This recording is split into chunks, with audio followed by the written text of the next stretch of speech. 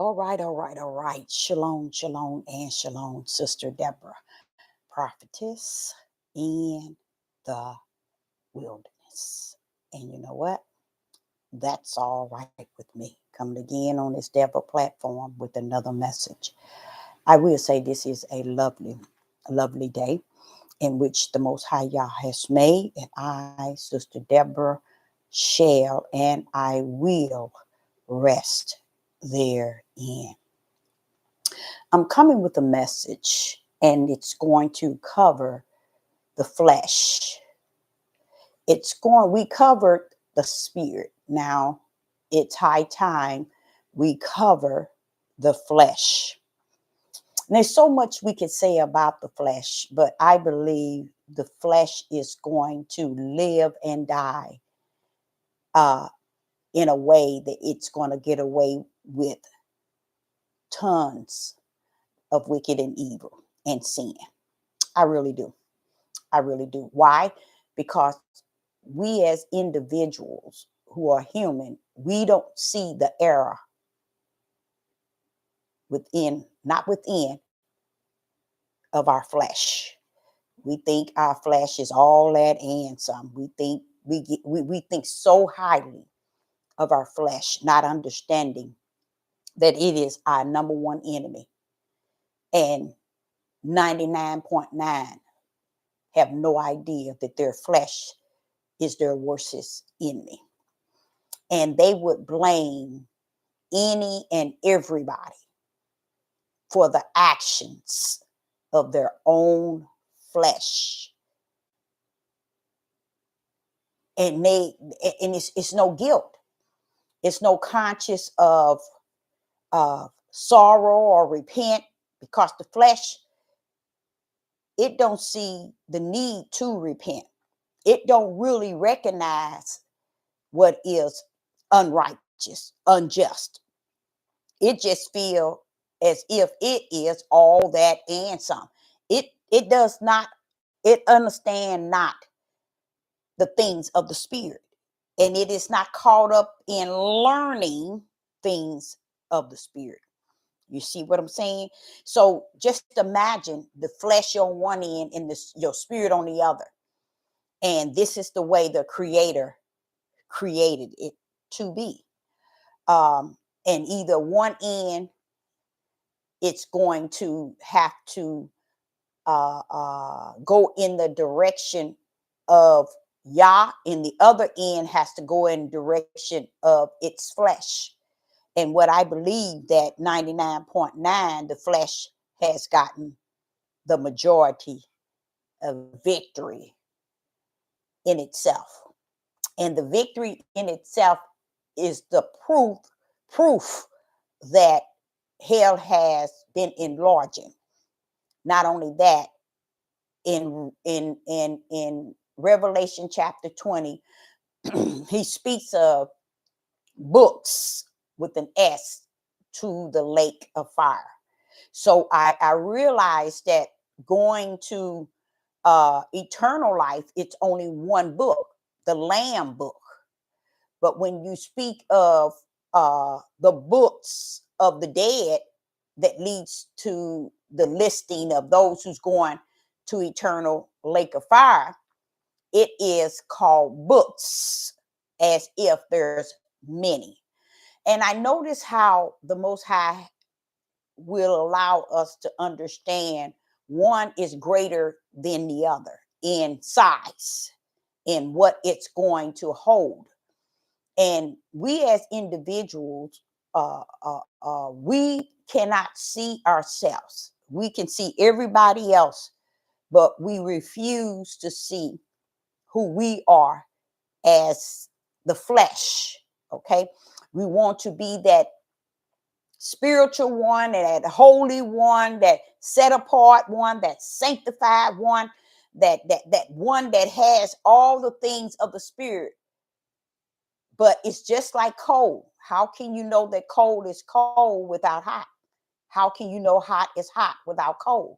So how can you know your spirit without knowing your flesh? 99.9 in their mindset would grip who they are in the spirit and claim it to be who they are in the spirit without even knowing really their own flesh. It's no different than a night and day. How can we call day day if there's not a night to compare it with? You see what I'm saying? So how can you call night or dark or night if there's not a day that you can compare it to so that it can be called dark? When that's how it is with the flesh. How can we grip the spiritual things not even knowing that we had to have come out of the fleshly things to be able to recognize the spiritual things? And I believe that we as an individual who deny their flesh to be what it is, they are not people that's found walking, living, abiding in the spirit realm. I couldn't see Yah abiding in them. I couldn't even teach nor preach or discern the fact that he would let them bypass understanding their own flesh and just rest in the spirit realm. And now you're holy than thou, and you're all upright, and you're just, and you the light, and you got it all that you need without knowing where did you come from. What is about you that gave you? What about you on the flesh side that caused you to recognize who you are on the spiritual side? You still have to be able to know your flesh. You just can't jump over in the basket called holy than thou, all righteous, all justice, all just, upright. You know, you can't without really taking a good look at your spirit. I mean, at your flesh, because you don't want to go back to where you come from, that old self.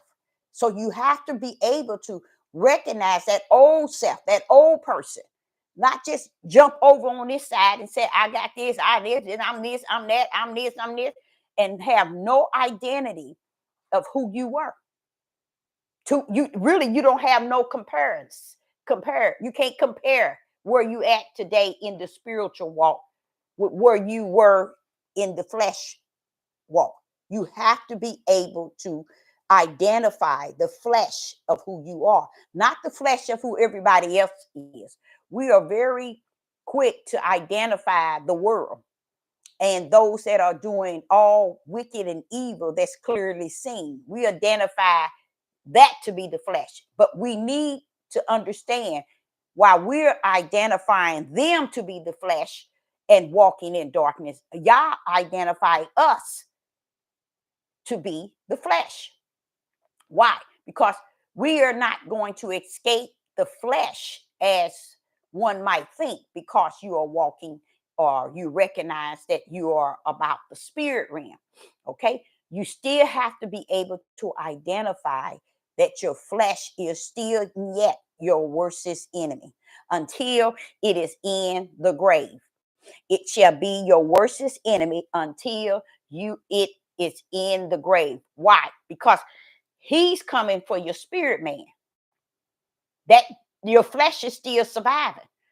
It still likes the things that it likes and do the things that it does until the spirit of Yah is in you and he give you the tools to defeat and get your flesh under the subjection.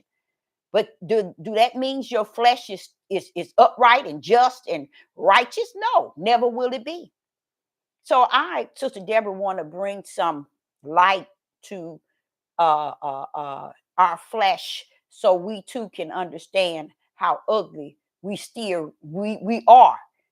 You see, in the flesh, and that we can't escape the fact that our flesh was and still is and going to always be our worstest enemy, whether we are in the spirit realm or not. It's going to always, it's never going to come 100% under subjection to your spirit.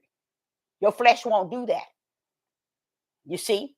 And the Most High, the beauty of it, the Most High is not holding your flesh to be perfect, to be excellent, to be holy than thou, because he know it's no way it could be. That's why he don't have no dealing with it. You can't worship him in your flesh. That's why he don't have no dealings with it, because it'll never reach that level of where your spirit can reach with Yah.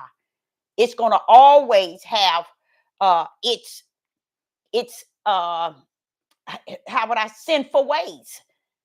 Will it have all of? No, because you're going to have a spiritual, your spirit is going to be abiding with Yah, and Yah with your spirit. It's going to tame that flesh in many addictions, in many ways, but it's not going to make the flesh perfect, upright.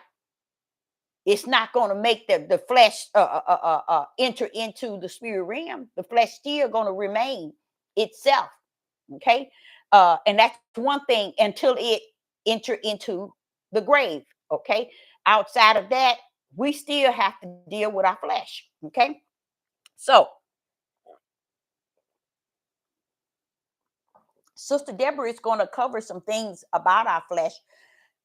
Because, and I like, one thing I like about it is the Father was sharing some things with me, and I was like, I like that. I really like that. I like it to know it. You know what I'm saying? I like how he showed me things and revealed things that I haven't known, or I haven't covered, or I haven't really thought about.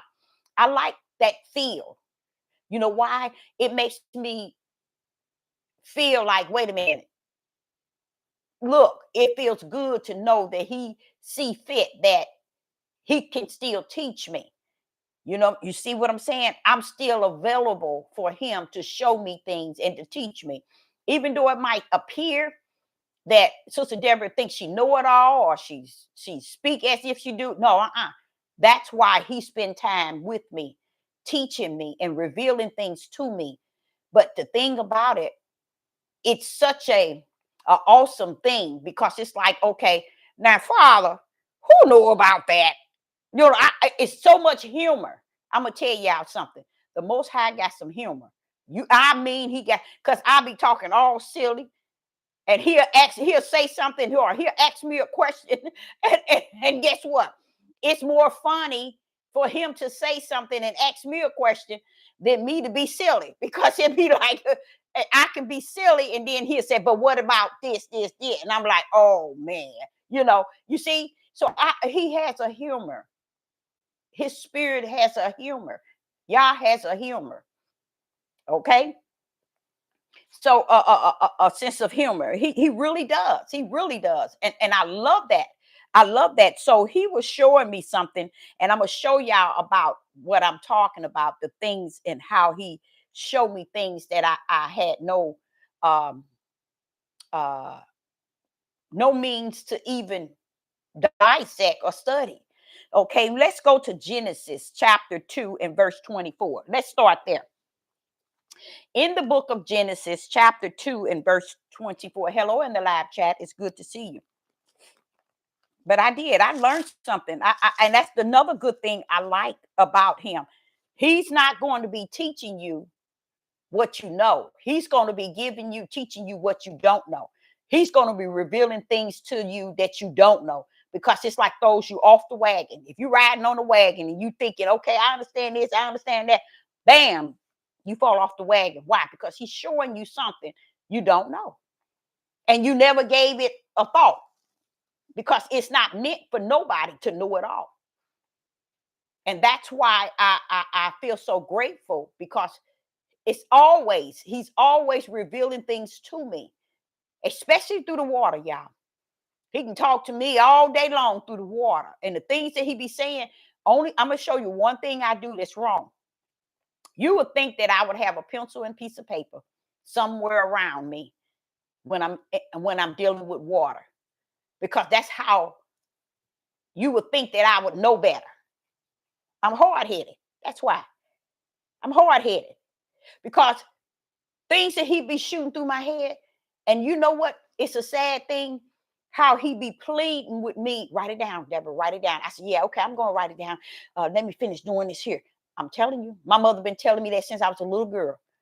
Why are you so hard-headed when he tells you to do something? Why are you so hard-headed? My mother used to tell me as a young girl, Why are you so hard-headed when the Father tell me to do something? And I can hear her voice right today saying that. And that's why I'm saying it to y'all. So it wasn't something I have been hard-headed probably all my life when it comes. No, I haven't. Not when it come down to doing what my mom and dad tell me. But I say I have been like this toward the Father for a long time. Because when I get in the water, I say, oh, wait till I finish washing these here, or wait till I finish getting out the bath, out the shower, wait till and the stuff he just be shooting stuff. And when I get out, bam, it's gone. It's gone. And I'm like, whoops, I should have jumped out and wrote it down. And then I sit down and I try to figure out what was that he said. Hey, what did he say? A lot of times he come back and give it to me, but a lot of times he don't. But he'll route it maybe a day, a week, 2 weeks.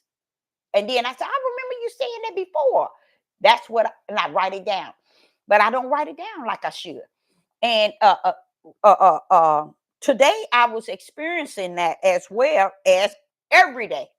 I don't write it down like you think that I should, but I'm going to do better. I'm going to ask the Father help me to do. Now, I ain't going to ask him to help me do better. I know better. Ain't no need of me asking him to help me to do what I know I'm supposed to do. Okay. So I ain't going to ask him to help me do better. But I know to do better by now.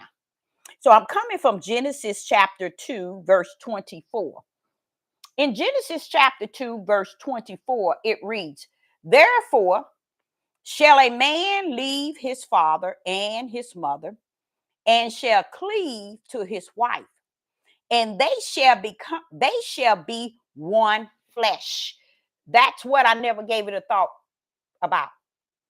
You know how I always telling you how it's so much conversation amongst Judith about women needs to be submissive. Women needs to be submissive. Women needs to be submissive to their husband.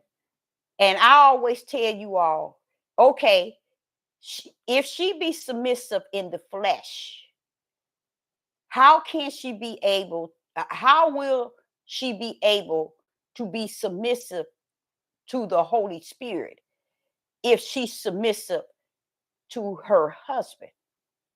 You see what I'm saying? So, because right here is a power punch. Y'all might not see it, but I see it. And what I mean by power punch, it's a mystery in the spirit that we have bypassed thousands of years and never gave it a thought. And that is, they shall become one only in the flesh, y'all. Only in the flesh. Only in the flesh shall they become one. Now, when you see this goes back to the Father. And it goes back to him because he says, you cannot worship me in the flesh. You must worship me in the spirit. So therefore, a man leave his mother and his father to cling to a woman based on the flesh, and they become one in the flesh. One in the flesh. Listen to what it says. Verse 24, therefore shall a man leave his father and his mother, and they shall cleave unto his wife, and he shall cleave his mother, and shall cleave unto his wife, and they shall be one flesh. One flesh. So what does that tell us? Wait a minute now, hold up. It tells us a lot, you guys. We had it wrong again. We had it wrong again. So if a marriage that is united in the flesh, they become one in the flesh, that don't mean they are serving a spiritual God or the spiritual Yah, because they are oneness in the flesh. The flesh, remember, the flesh can't worship Yah. So Right there is a mystery. And the mystery showed that for thousands of years we had it wrong. We've been living it wrong.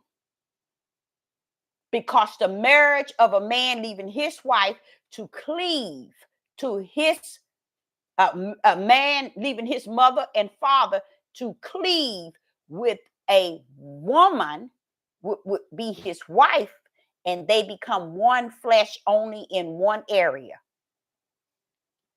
the flesh. Where is Yah in that? Nowhere. You see that?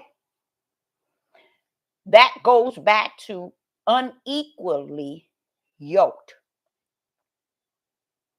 Unequally yoked. So here you got a man and a woman. He leaving his mother and father to cleave to her, and they become now one flesh. One flesh.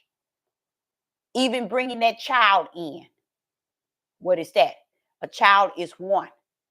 When they bring that child in, it's those two in that one child.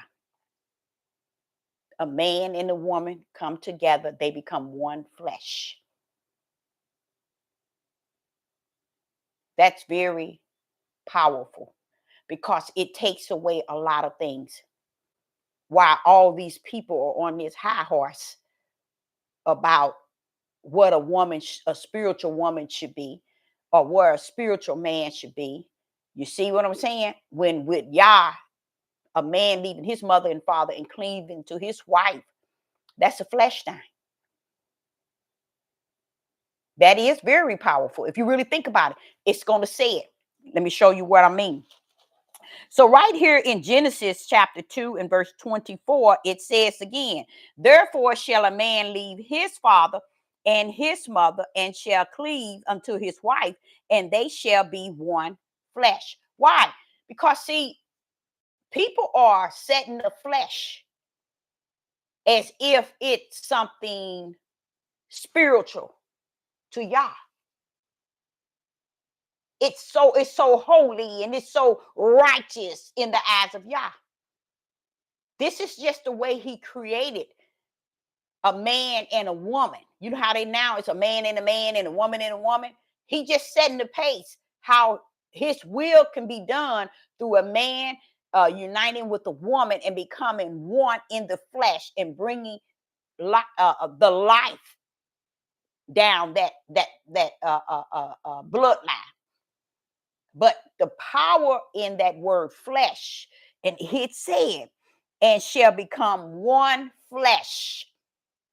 I would have thought that if it says, and they shall become oneness, you see? But no, he wants you to know only in the flesh. They become oneness only in the flesh. Now let's go to Matthew chapter 26 and verse 41. And we're talking about our flesh. So a man and a woman together in the flesh means nothing in the sight of Yah. It's what man on the earth has made it out to be because of all of their guidelines. And it's going back to the Roman Catholic, what they have instilled into the books. You see, this is a prime example. And I found out, I'm just going to shut up and just continue the lesson so you can see it for yourself. In Matthew's chapter 26 and verse 41, in Matthew's chapter 26 and verse 41, it reads, watch and pray that ye enter not into temptation. The spirit indeed is willing, but the flesh is weak. So right there, he's telling you exactly the way I was speaking to you in time past, that the spirit, what does he say here? Is willing. And that's everybody's spirit is willing. But what's against the spirit? But the flesh is weak. Just imagine if you was trying to escape somewhere and you was trying to run.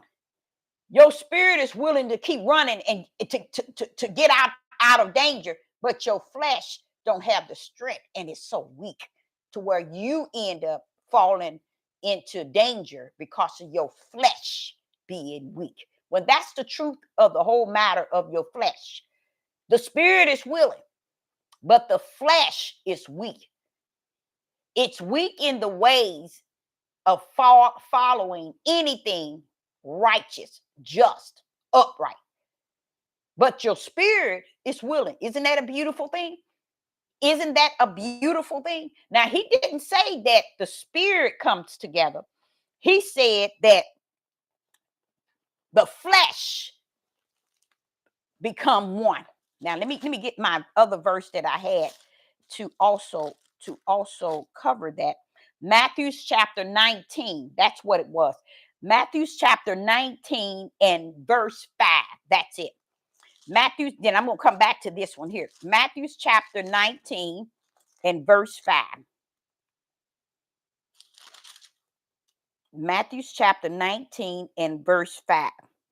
And he said, for this cause shall a man leave his father and mother. Now, you in the beginning, you hear where it said that a man shall leave his mother and his father and cleave to his wife, and they shall become one. Now you hear in Yeshua HaMashiach.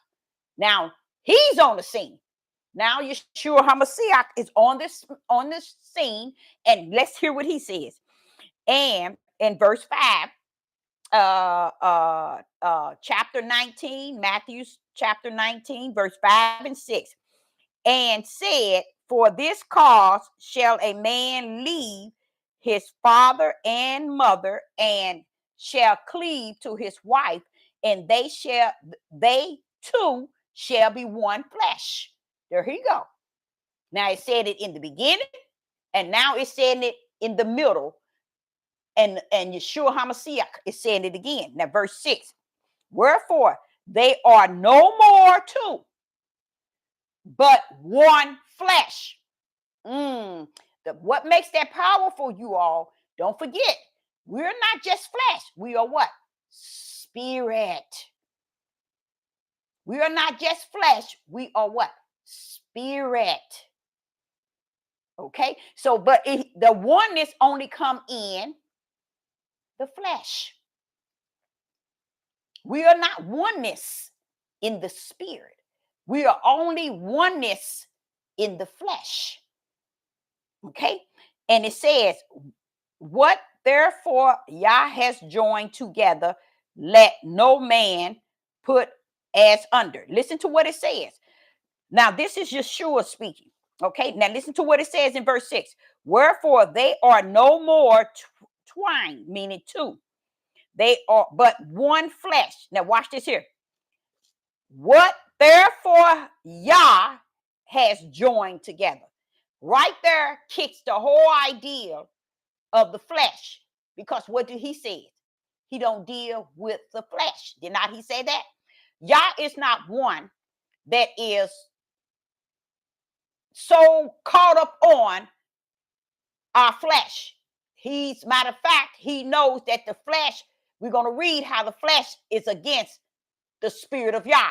Y'all didn't know that, did you? But I'm going to show you.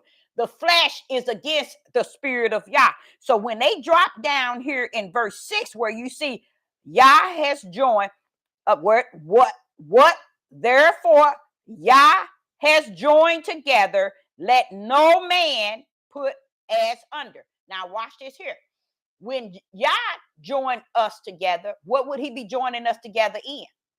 Anybody in the live chat, can you answer that?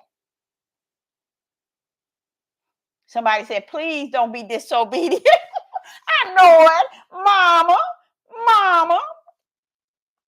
My mother used to say that all the time. All the time to me. So verse 6, it's a power punch in there, y'all. Look at that. Therefore, they are no more two twine, but one flesh. One flesh. Now watch this here. What therefore Yah has joined together. Now, Would you say what someone says the spirit? Exactly. It's the spirit. Yeah, very good. It's the spirit. It's the spirit. Very good. So that's where that equally yoke. You see what I'm saying? Okay, you know how you see an egg? And in the where's the yolk? In the inside. The yellow part is the yolk. It's in the inside. That's have to be equal in a man and in a woman. If y'all bringing them into a oneness. You get what I'm saying? The out part of the egg, the white part that you cook, that part is another part. We can use that as the body. Okay? The flesh. And the yolk is what he's saying. What unequally yoke. You see? He yokes them up in the spirit. And the white part is the flesh. I'm just saying that like in a parable. As it speak also unequally yoke. So we just take an egg that do have a yolk in it. And we take the yellow part. That's where they have to be equal. In the spirit realm. But the outer part is the flesh. So they have to be equally yoked in the spirit. According for who? Yah to have joined them together. Right here, along with a couple of other verses, you can see where someone added. Because it says here, what therefore Yah has joined together, let not. Now there you go again. Look at what it's saying. Let not man put as under. See, now it's putting Yah and it's putting man. What it's trying to say is what it's not saying. It's to detach you to the flesh, not thinking that that's not the right way of placing it in this order. Why? Because it says, what therefore Yah join together, let no not man put as under. Now, why did they put that? Because Yah is not detached to the flesh. So he couldn't be the one joining together. You see what I'm saying? You see how they made it look like Yah is joining a man and a woman together in the flesh? That is not of Yah. Unequally yoked is when their yoke, which is their spirit, is not equally. Those are those that Yah put together. When you got you're equally yoked, not unequally. So they put Yah here to make sure that individual would think that a marriage of the flesh is what Yah has joined together. That's what they got us would make someone think. But where the catch is at, where it says, let no man put as under. What do you mean? If a man can marry a woman, shouldn't there be a man to separate? A woman and a man should be able to separate or give you a bill of a divorce or separate you. That don't have nothing to do with Yah. That's the flesh. So I don't know what would make them. I do know what it was. It's the power of control. The same thing the whole world is hung up on. Power and control. And it says here, wherefore they are no more twined, but one flesh. Didn't Yah say that he don't deal with the flesh? So why are you putting him in here saying Yah has joined together? That has nothing to do with it. Now, when it says let no man put as under, that means that no man can divide a man and a woman that's married equally yoked. No one, not a divorce, and no one can separate the two that's spiritually yoked, equally yoked. But I love what it says. Let not man, because who can call the shot? Yah. See, that's what a lot of people don't understand. Even when they grip that, if that was a woman, let's say a man that is how do I say it? That's spiritually walking in the spirit. And he marries this woman that is not walking in the spirit. So that shows you in their spirit realm, they unequally yoked. But in their flesh realm, they are one. So what situation is he in? He stayed with her until he see if she's going to what? This is when they get married. He stays with her to see if she is going to accept the Most High Yah. What if she don't? He has every right. He's not bound to her, and she's not bound to him. Why? Because they didn't come into the marriage both being equally yoked. Equally yoked, the yoke have to be spiritual. You see? That's what he means when he says, let no man put you under, as under. A man cannot divide a marriage that's equally yoked. Only Yah himself. And he is not saying that you can't get out of it. He just saying, let no man. Why man? Man is flesh. See, people don't get it. They don't get it. See, man is flesh. And he's saying right here in verse 6, let not man put as under. That means Yah can cut that mess up. You see? But man can. That's all he's saying. And he's saying it to those, they added Yah in this ideal of they become one in the flesh. Then they stuck him in there. They shouldn't have stuck him in there because he's not about the flesh. Do y'all understand what I'm saying? See how they put him in there, and he ain't detached to the flesh, because you can get a crackhead marrying a crackhead. You can get an alcoholic marrying an alcoholic. So when it says, what therefore Yah, we know Yah is not putting them together. Do y'all get what I'm saying? So you have to be able to be in the mind of the spirit to really understand what is being said. Now he's saying, what therefore Yah has joined together, let not man, which means male or female, whatever, put as under. That means nobody can destroy your marriage that Yah has joined. But in this verse, when it's saying you now become you two, but you become one flesh, he's not calling a marriage one flesh together as equally yoked. You see, that's not equally yoked just because you one flesh. Y'all gonna find it out as we continue. Okay, so let's go to Ephesians. Ephesians chapter 5, verse 31.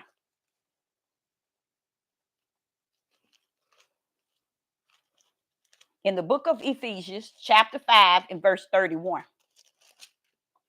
See, we have to be able to understand both ways. Because the other day I was speaking on the spirit.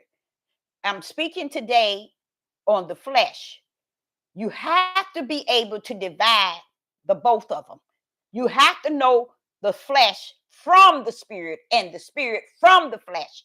And that example I just gave you was showing you how they stuck whomever Yah has joined. That shouldn't have even been in there, because Yah don't deal with the flesh. You're just speaking on flesh, two flesh becoming one flesh. That does not make it spiritually, because see, Yah said we can't even worship him in our flesh. We can only worship him in our spirit. So why would Yah turn around and put a woman that's addicted to a man that on drugs to a man that has gotten his life right and have accepted Yeshua HaMashiach and walking upright in the light? You see what I'm saying? So why would he take this woman dark and add her to the light, to this man's spiritual life? That's not Yah joining them together. See that? Because Yah already wanted us to understand we have to be equally yoked. Equally yoked. Let's go back to Adam and Eve. They were unequally yoked. They wasn't that example was showing you flesh. And that's the whole thing they took on, the action of flesh. They was about the flesh. You see what I'm saying? So just because you hear it in Genesis chapter 1 and Genesis chapter 2 and verse 24, when it says a man leave his mother and father and cleave to his wife and they become one flesh, that's all it was said. It wasn't saying they were equally yoked, because equally yoked mean a yolk, an egg, something in them is equal. Even though the white part is flesh, the inside is the yolk. They are equal there, even though they might not be equal in the flesh. Y'all get what I'm saying? So this is not a marriage, someone coming together where you got people just marrying out of nowhere and out of all, just marrying everybody, and it's 99.9 of people marriage. It's because what they took on. But if a person before they came to the truth and they got married, then they can come to the truth and become equally in their walk together in Yah, as Yah draw them into a oneness in him, in the what? The body of Christ. And what is the body of Christ?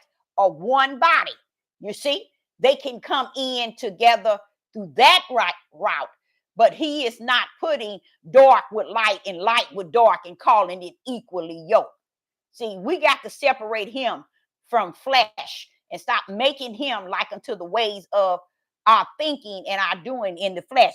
So when I get to Ephesians chapter 5 and verse 31, it says, for this cause shall a man leave his father and his mother, and shall join unto his wife. Watch this here.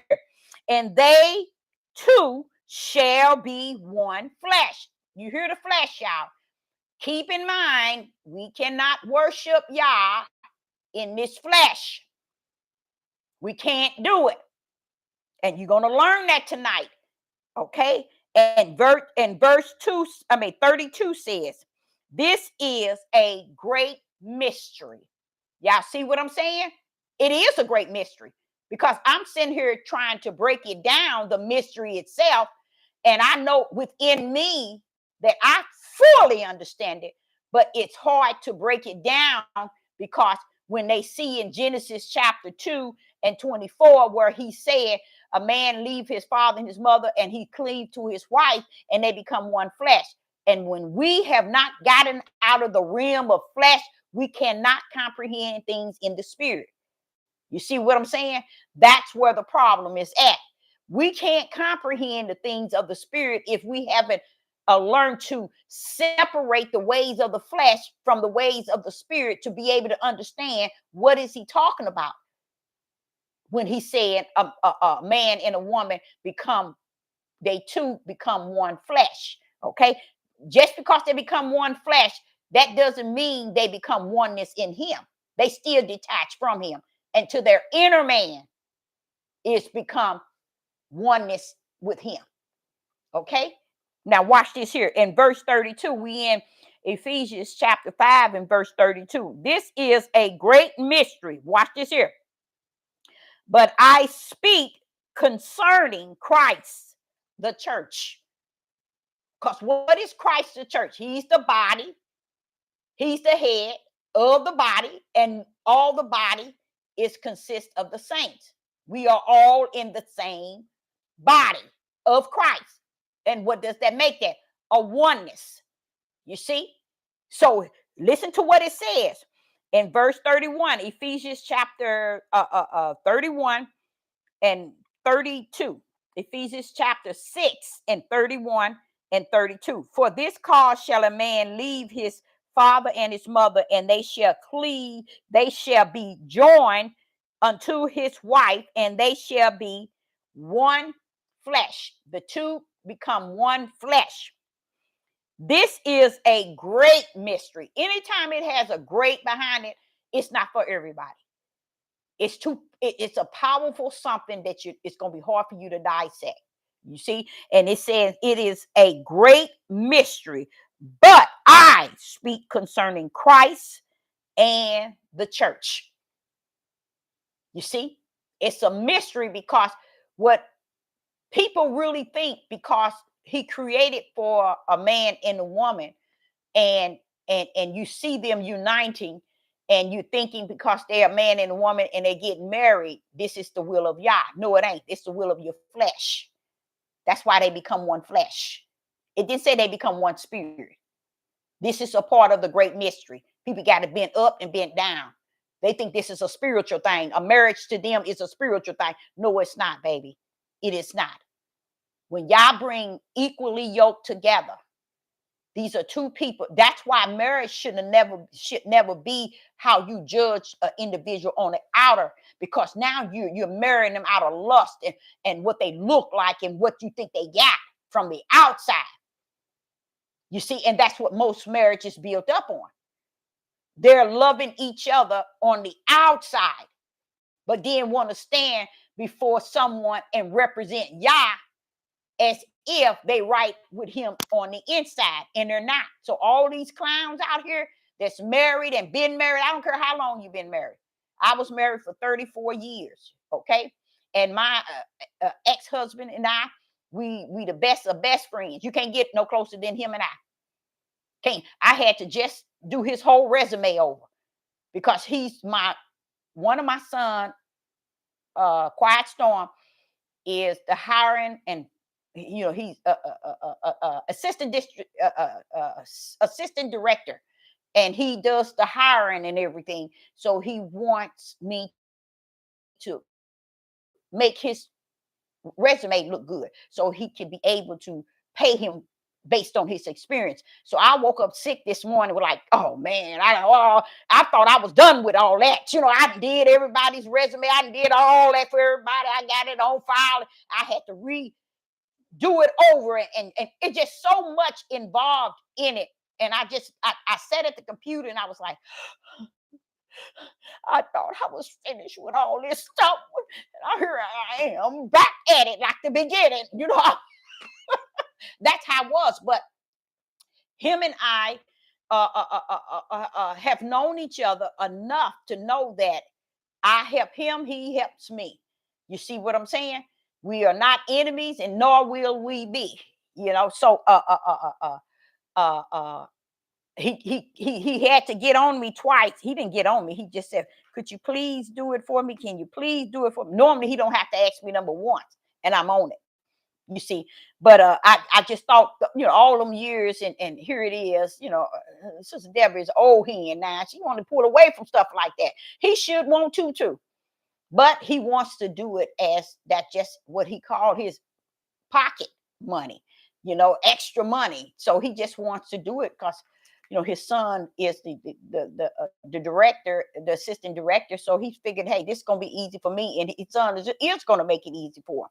Okay, so here I'm saying becoming one flesh. Okay, now see, with this, what I'm doing for him, this has to do with the flesh. Me doing his resume, shooting it in, cleaning it up, shooting it to the place.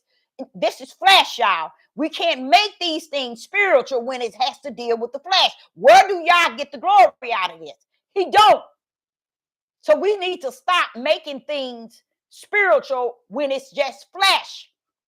You see? And here I like what he said. This is a great mystery. Why? Because we taught it wrong all these, now I ain't gonna say hundreds, thousands of years we have spoke the word wrong. We have to be able to separate the flesh from the spirit, especially if we say we're in the spirit realm. When it says, if you are of the spirit, walk in the spirit. How can you walk in the spirit when you don't know what your flesh is like? How do you know how to walk? You got to measure it by how your flesh is and say, wait a minute, my flesh like this here. I ain't gonna walk that way. I'm gonna walk like this. But how are you measuring how to walk in the spirit? By the things that you see your flesh have done throughout life, and the things and the choices that you have made, and the things that you continue to do. You'll say, well, okay, in the spirit, I'm not walking in that. That's the whole idea of becoming a new creature. Old things pass away. So watch this. There go a man and a woman. They married in the flesh. Okay.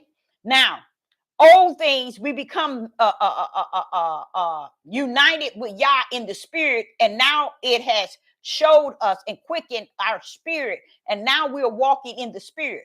You see what I'm saying? So therefore, you got one of the individuals walking in the spirit, and the other one still walking in the flesh. You get what I'm saying? That's when you're gonna have to pull up with endurance and long suffering. You see, and even in that situation, you're not bound to her and she's not bound to you. Why? Because you didn't come into this marriage in the spirit. You came in the flesh. You see? And they just assume because he said a man and a woman come together. Now, they were two and they become one, and that's Yah. That ain't got nothing to do with Yah. He knows all this sick mess out here and always was since the beginning.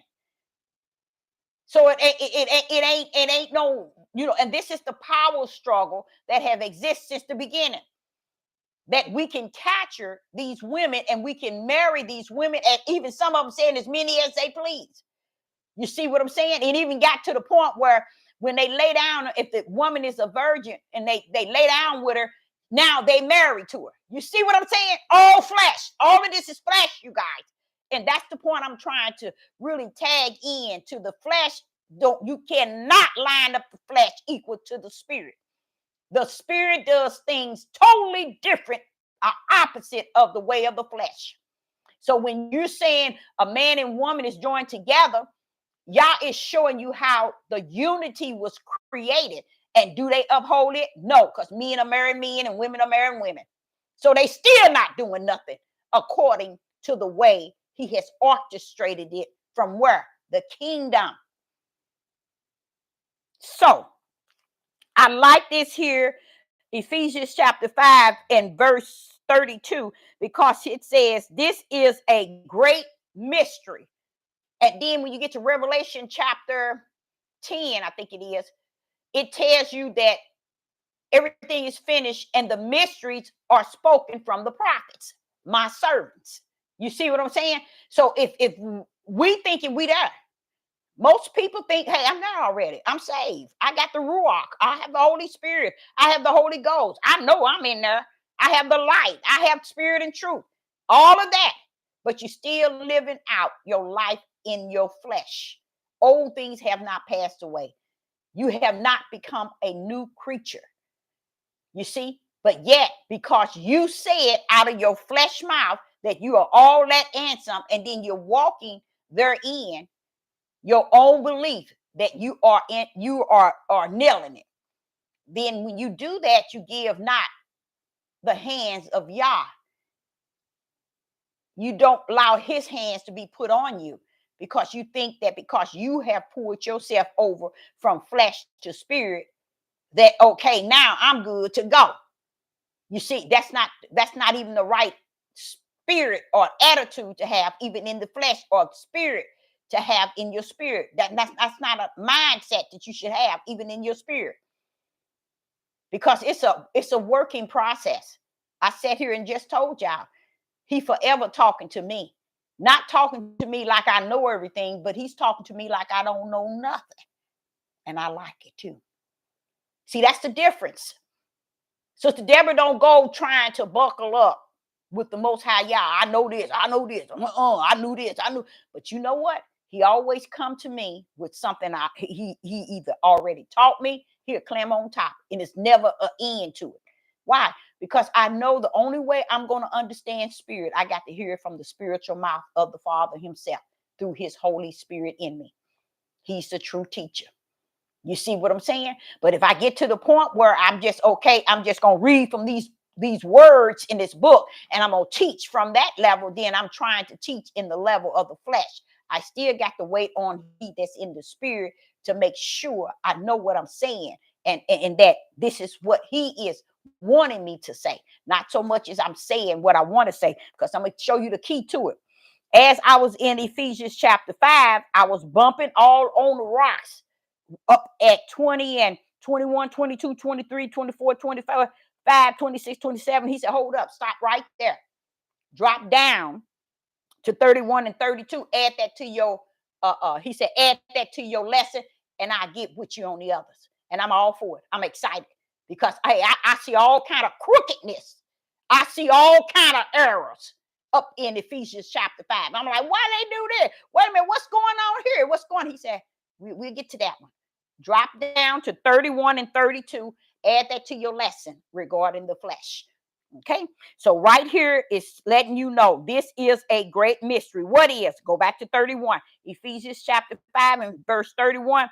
For this cause shall a man leave his father and his mother, and shall cleave and shall be joined unto his wife, and they two shall be one flesh. He ain't said spirit, did he?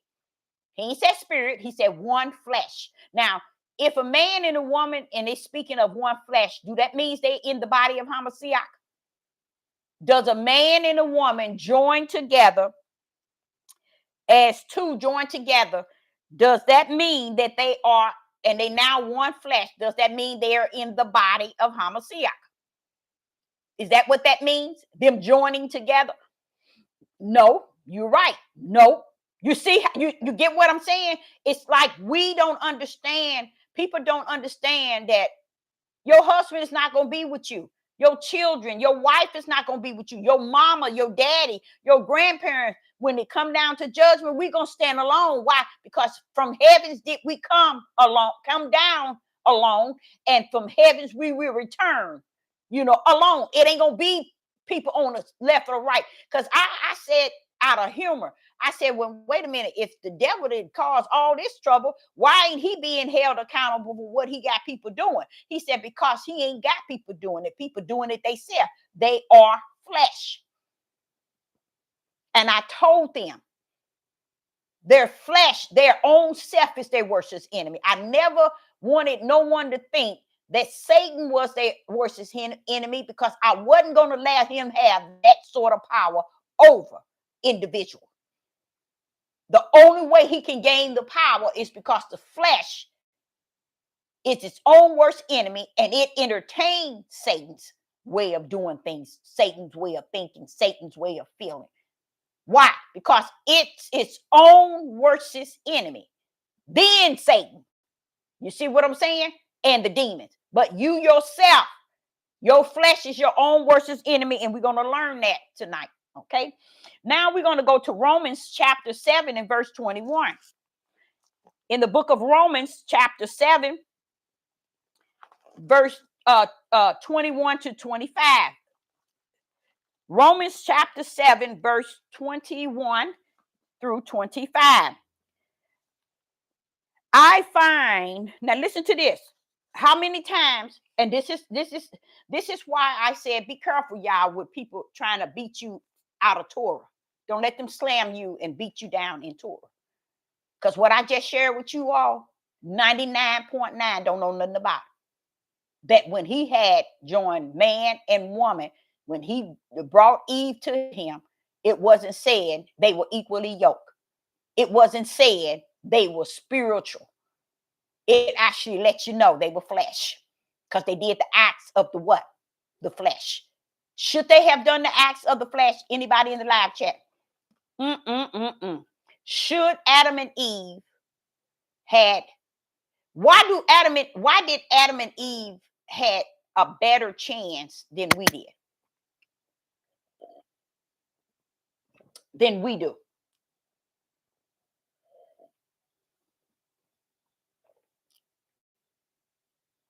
And he said, but Deborah, you can't ask that question because Eve wasn't created until after the serpent was put into the garden.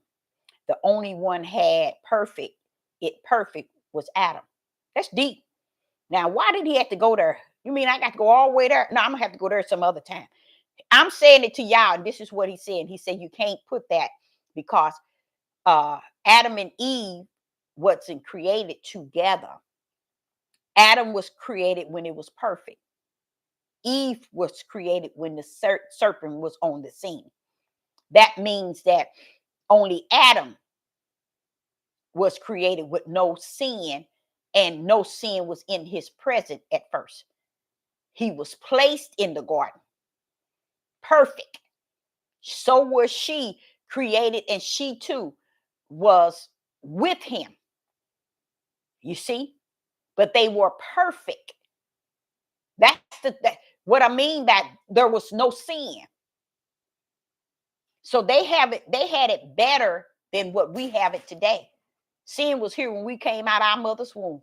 It was already there saying, hello, hello. That's why he said a child is born of a few hours or a day. I think it's a few days or a few hours and full of what? Sin. And the child ain't even done nothing. It's what, when you're born into this world, what is already sitting here waiting. Oh no. Oh no. Now I got it now. I get what he said. He said Adam was created perfect. No sin was before him. Okay. Eve was given to him. Still yet no sin before them. No one had committed sin. So they made the decision to do what they come down here to do. And that is sin. Because they was in the perfect. They had everything. Everything was perfect. No one told them to go over there to the sin and take of it. They took that, they did that on themselves, but they had everything perfect. They weren't born into sin. It's what I'm trying to say. I'm trying to get that out. They weren't born into a world full of sin like we are. You get the point? That's why we needed a savior. We need somebody to come and redeem us. But they didn't have to have nobody because they was in perfect. They was no sin. Everything was there for everything. You see? But yet they chose out of everything perfect for, they chose the unperfect, which was sin. Isn't that deep? Let's say if they had a million things that was perfect, that one thing override that million. That's sin. And that's what they chose. We're not like that. We're born into a world already full of sin. Sin detached to us the moment we come out of our mother's womb. You get what I'm saying? So they had it totally different. Okay. So where do we go here? We are to go to Romans chapter 7 verse 21. Romans chapter 7 verse 21, and it reads, if then a law that when I would do good, evil is present with me. Now you hear that? Now this is the example I just spoke of, is Adam and Eve. See, evil wasn't present with them. You see what I'm saying? Evil was in the tree, in the garden, but it wasn't something that was in them. Now listen to this. Listen to Paul. Watch this here. In verse 21. I'm talking too loud. Is this mic too loud? Because it's not me, but it's just the mic. I had it turned. I don't know how to turn it up. It's just verse 21.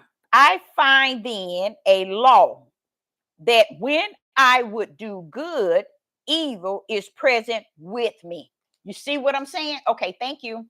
You see what I'm saying? Paul said when he tried to do good, evil was present with me. You get what I'm saying? You see the difference of Adam and Eve? They didn't have a sinful flesh like Paul and I and you have. You get what I'm saying? They had a perfect one. You get it? So that's a big difference. Okay? So in a gigantic one, because they came here with no sin. Just imagine. None whatsoever. Perfect. Now listen to what Paul has said. Paul said, I find then a law, that when I would do good, I do good, Deborah, evil is present with me. He's talking to his flesh. He's talking about that flesh, y'all. You see, Paul is willing to admit it. And that's the part I try to explain to you all. You got to own that thing. You can't deny it and say, I'm Yah's most gift to this world. like our Hebrew men that's out here on the corner and teaching all these Hebrew Israelite men out here, teaching them this, and to be this and be a man, be a leader, and be a ruler. And then I sat there and saw in Isaiah chapter 3, it had spoke of it, them doing exactly that. But it was saying that the men were the older men, not just like an old age, but yeah, pretty much. And the fathers and the older brothers, they were putting it on the younger men of Israel to take roles as leaders and rulers. It says it in Isaiah chapter 3. And they were saying, I don't want to be a ruler of the house. I don't have no money. I don't have no clothes. I don't have nothing. Don't make me the ruler. But what do Israel do? They make these men rulers and leaders, putting them in positions they have no business in.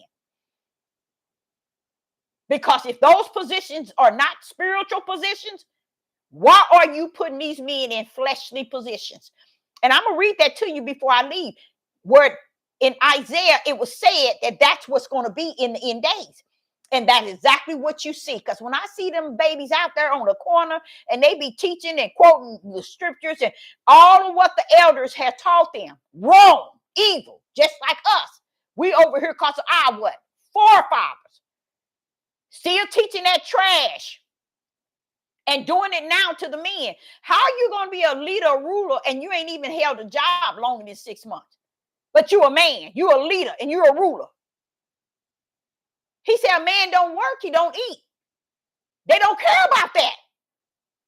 Because somebody is doing, they got them thinking somebody is doing you wrong, somebody's doing you evil, somebody's doing you this and this. But baby, no. We got to check our flesh. We have to check our flesh. We got to find out who we are. And why is it two parts to us? Why do they themselves fight against each other? And if my spirit fight against my flesh and my flesh fight against my spirit, I got a war within. And this is what the people do not have any idea. Baby, you got a war within. We got so many of our people trying to be these leaders on these platforms and guiding these people eating it up. And these people ain't showing them no sense of direction. These people are not even getting delivered, you all. They're trying to deliver themselves in their flesh. How can I get victory in my flesh? Well, if I kill this person, when I get victory, but you're going to jail. Well, so what? I'm pleased that I killed him. It's just that's their victory. They are not teaching. It's no way Sister Deborah going to be on this devil platform and teaching people the way of the flesh and not the way of the spirit, in a way that letting people think what they're doing, they're saying, they're acting, they're walking, they're talking, they're thinking. It's all about giving the authority to the flesh. And then you over here in the spirit already assigned to the lake of hell. And all these platforms are doing is feeding people from their flesh level. It's not letting them know that, baby, your flesh is your worst enemy. So if your flesh, your worst enemy, just imagine how it can be an enemy to anybody else.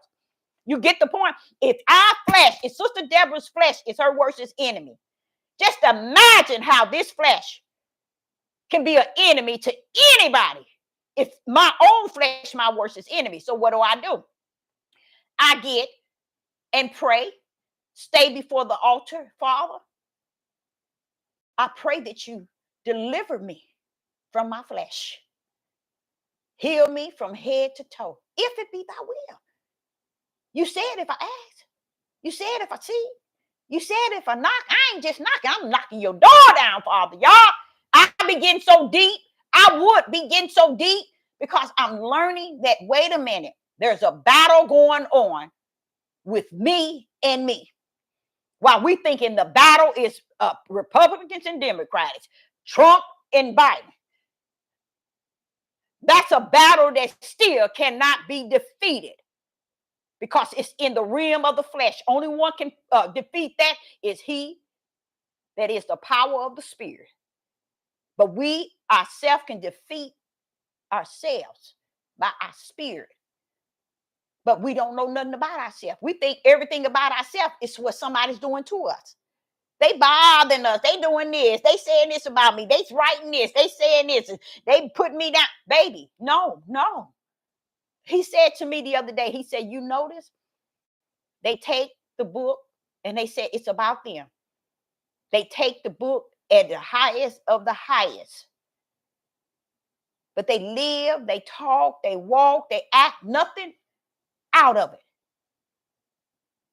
And it's like he says they don't even believe even what they read. Why? Because that's how powerful your flesh is. It'll have you reading your Bible day and night, night and day, months and months on here teaching and preaching, and never find out that your only enemy is you yourself. That's what we need to be dealing with. We need to be dealing with our own flesh first and foremost.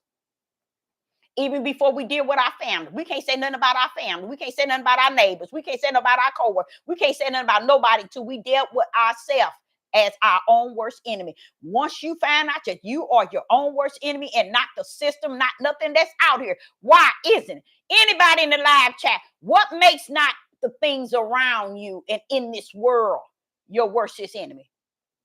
Huh? What make them not your worstest enemy, but you your worstest enemy?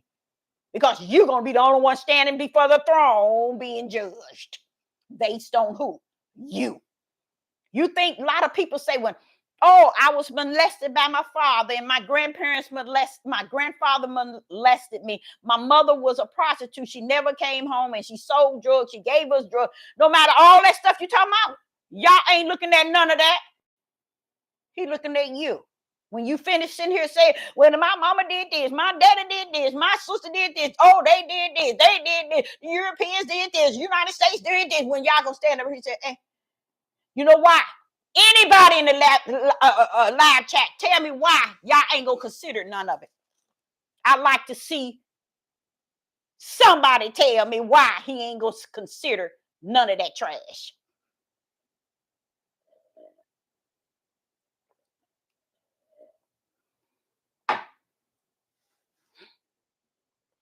I ain't going no further till I at least get 3 people tell me, why is it that the Father is not going to consider everything people have done to us, or everything people have done to us as a... He's not going to look at the fact that you never seen your daddy, you never knew your mother. He's not going to take the idea that they locked you up for murder for 40 years and you didn't do it. Praise the mighty Yah. He ain't gonna look at it as they beat you and they hung you from a tree. He ain't gonna look at none of that. Praise the mighty Yah.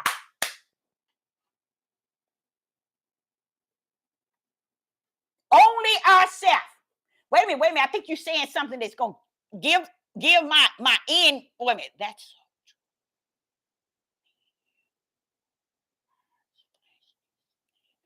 wicked. That is so. Wait till you think you saying something wicked. Watch how it's gonna sum out. You're gonna say, wow.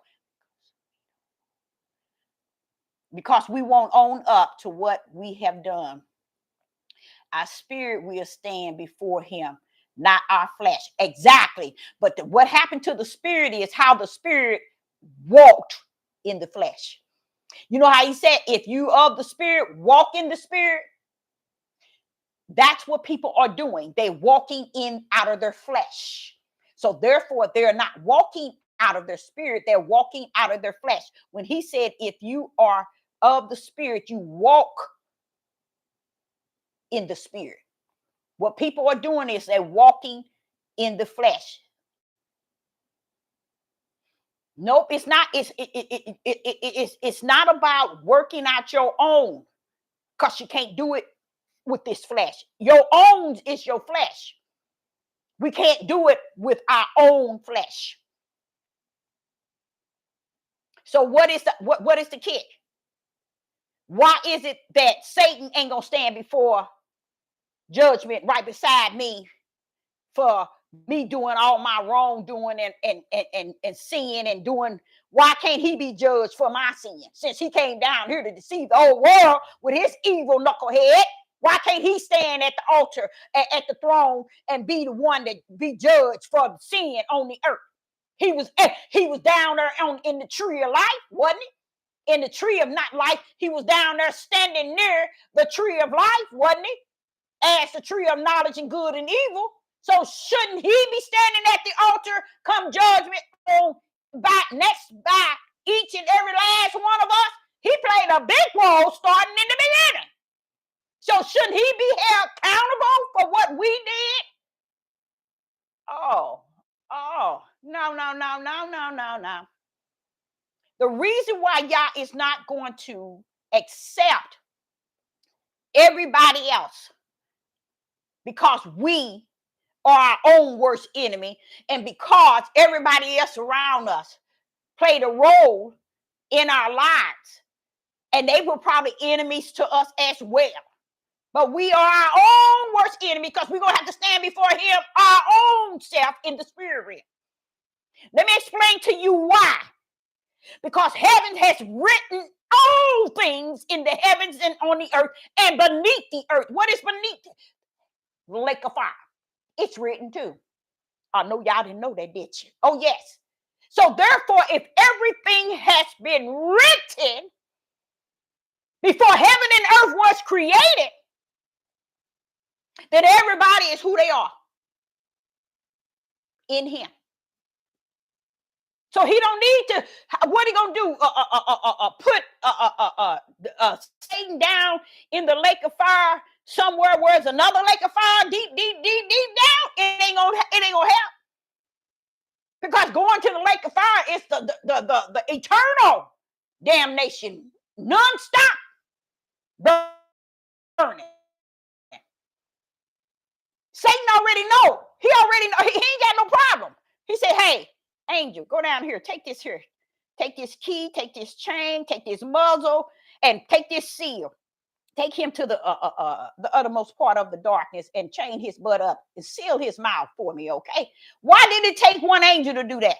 Because Satan already knows, said, lock me, seal my mouth. Let me go on where he got me to go. He ain't arguing and fussing with y'all. We don't get it. That's us doing that. In this nasty flesh that we think that's going to stand before the throne and everything going to be peachy keen. No, it's not, baby.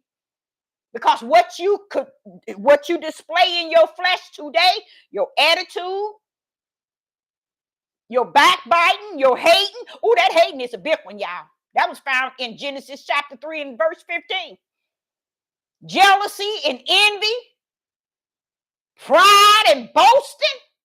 Oh, that ego, self-centered, selfish, me, mine's, all of that going to the lake of fire. Now, he warned us that it's going to the lake of fire, but do we care? No, because we think people are doing things to us because we ain't checking us out, our own flesh. Our own flesh is our own worst enemy. And you know what? You can tame your flesh. You can't, but y'all can through your spirit. When y'all get inside your spirit and y'all become one, he teaches your spirit how to get that flesh under the subjection. So this is the part why I said I can't. People think you trying to be a bad person. You trying to be this big old tough. I can't see myself giving myself to somebody to rule and control me. And then I got a spiritual being in me that didn't work very hard to control this flesh. But I'm going to turn around and give you my flesh and let you control that which I must get under control, because you ain't going to stand at the judgment seat with me. I'm going to have to stand alone. When Sister Deborah come before y'all, come judgment, it is not going to be the husband that I must submit to. That's going to be standing there with me saying, but wait a minute, she submitted to me and she was under my authority and she allowed me to be the ruler. And he going to look at him and say, well, wait a minute, that was flesh. And if she didn't get her flesh under the subjection to the spirit of who I am, she's going to get the same judgment measured to damnation, because her spirit's sitting over here, anorexia, and she gave her whole flesh to you. And what did you do? You gave your flesh to her. But what did y'all give to me? Nothing, because both of y'all spirits are sitting over in the corner anorexium. Y'all thought this thing about flesh. Why is it people do not understand? Adam was created out of the dust, baby. So when you thinking your flesh is all that and some, I'm talking to women who running around here trying to get buttocks and boobs and trying to look away to get some attention, baby. Hell gonna give you a lot of it. Keep on rolling that route. You got young women on these platforms. Every time you turn around, they showing the rear end. Only one like that lifestyle is people who don't know no better. Because there's nothing you can do with that rear end come hit 50. But let it sag. You see what I'm saying? And I had to take care of my husband's grandmother. She died at 97. My husband told me that she used to be heavy. She used to be a heavy woman. I was dealing with her at, say, 120 pounds. See, what makes you think that people going to still be around you? Because only thing our women think is about their rear end. Because somebody somewhere along the line told them that's all it's about. To me, y'all probably think I'm cuckoo clock. I love to see people holding hands. Look, and you know what? And you wonder, what did they see in each other? No, they don't have to have rear end going out. This only one would do that. Is Judith. The only nation is Judith. Where that come along, I don't know. It's this man that's on YouTube that teaches women and men how to bring their buttocks up higher.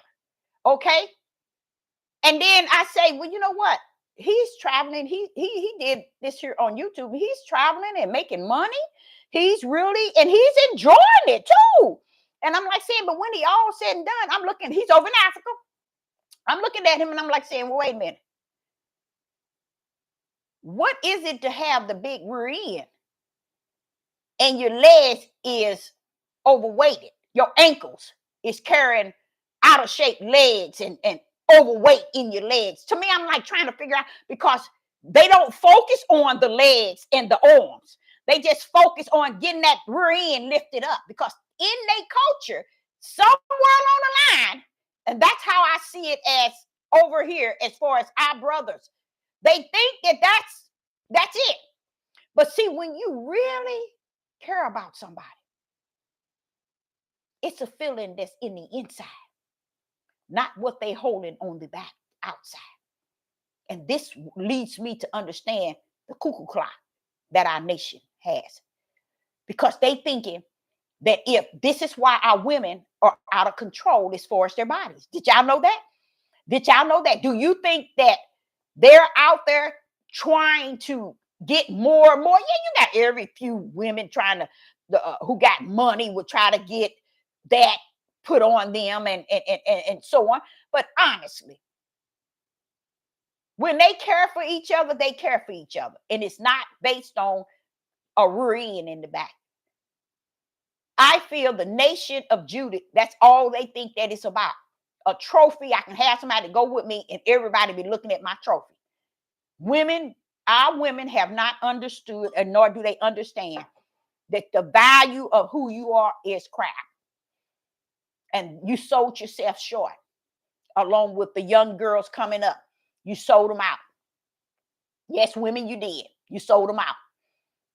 They don't have nothing to look forward to because you sold them out. Going back, still, I'm dealing with the flesh. I'm dealing with the flesh. I think that if they had a program on here where they're showing you what the flesh look like after 3 days dead, or after a certain, say 50 years old, that the way it start to cave in, these women don't even have no idea, because right now they living in the moment. They would go get somebody off the dating site, anything to cover that void, that desire to have. And it's nothing wrong with having that desire. But in that moment of desire, that flesh just want what it wants, and it gets what it gets. 6 foot under, less than months later, it's booming. All because your flesh wants what it wants.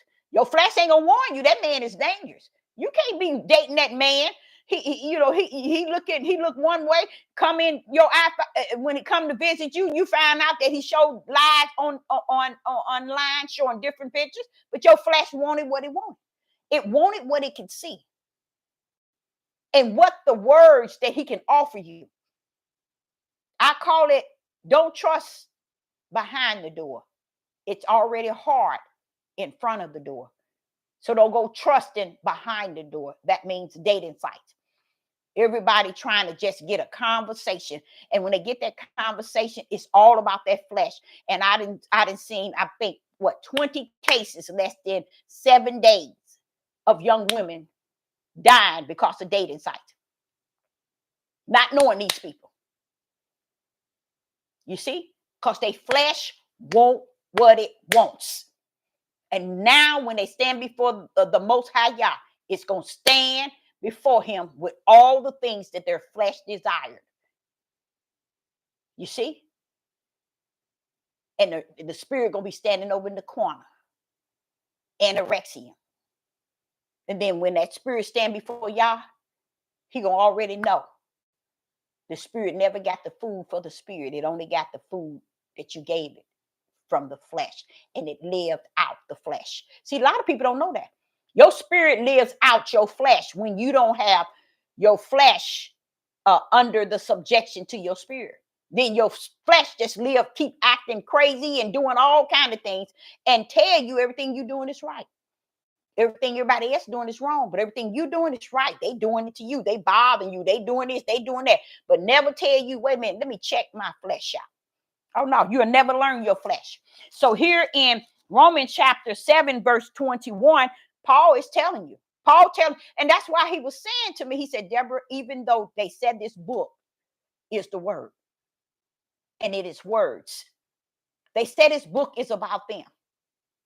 But nothing can they read and grip none of it. Still yet no. And it's the truth. When they finish, they still don't abide by what they say is about them. Now listen what Paul said. Paul said in Romans chapter 7, verse 21, I find then a law that when I would do good, evil is present with me. So evil is present with him,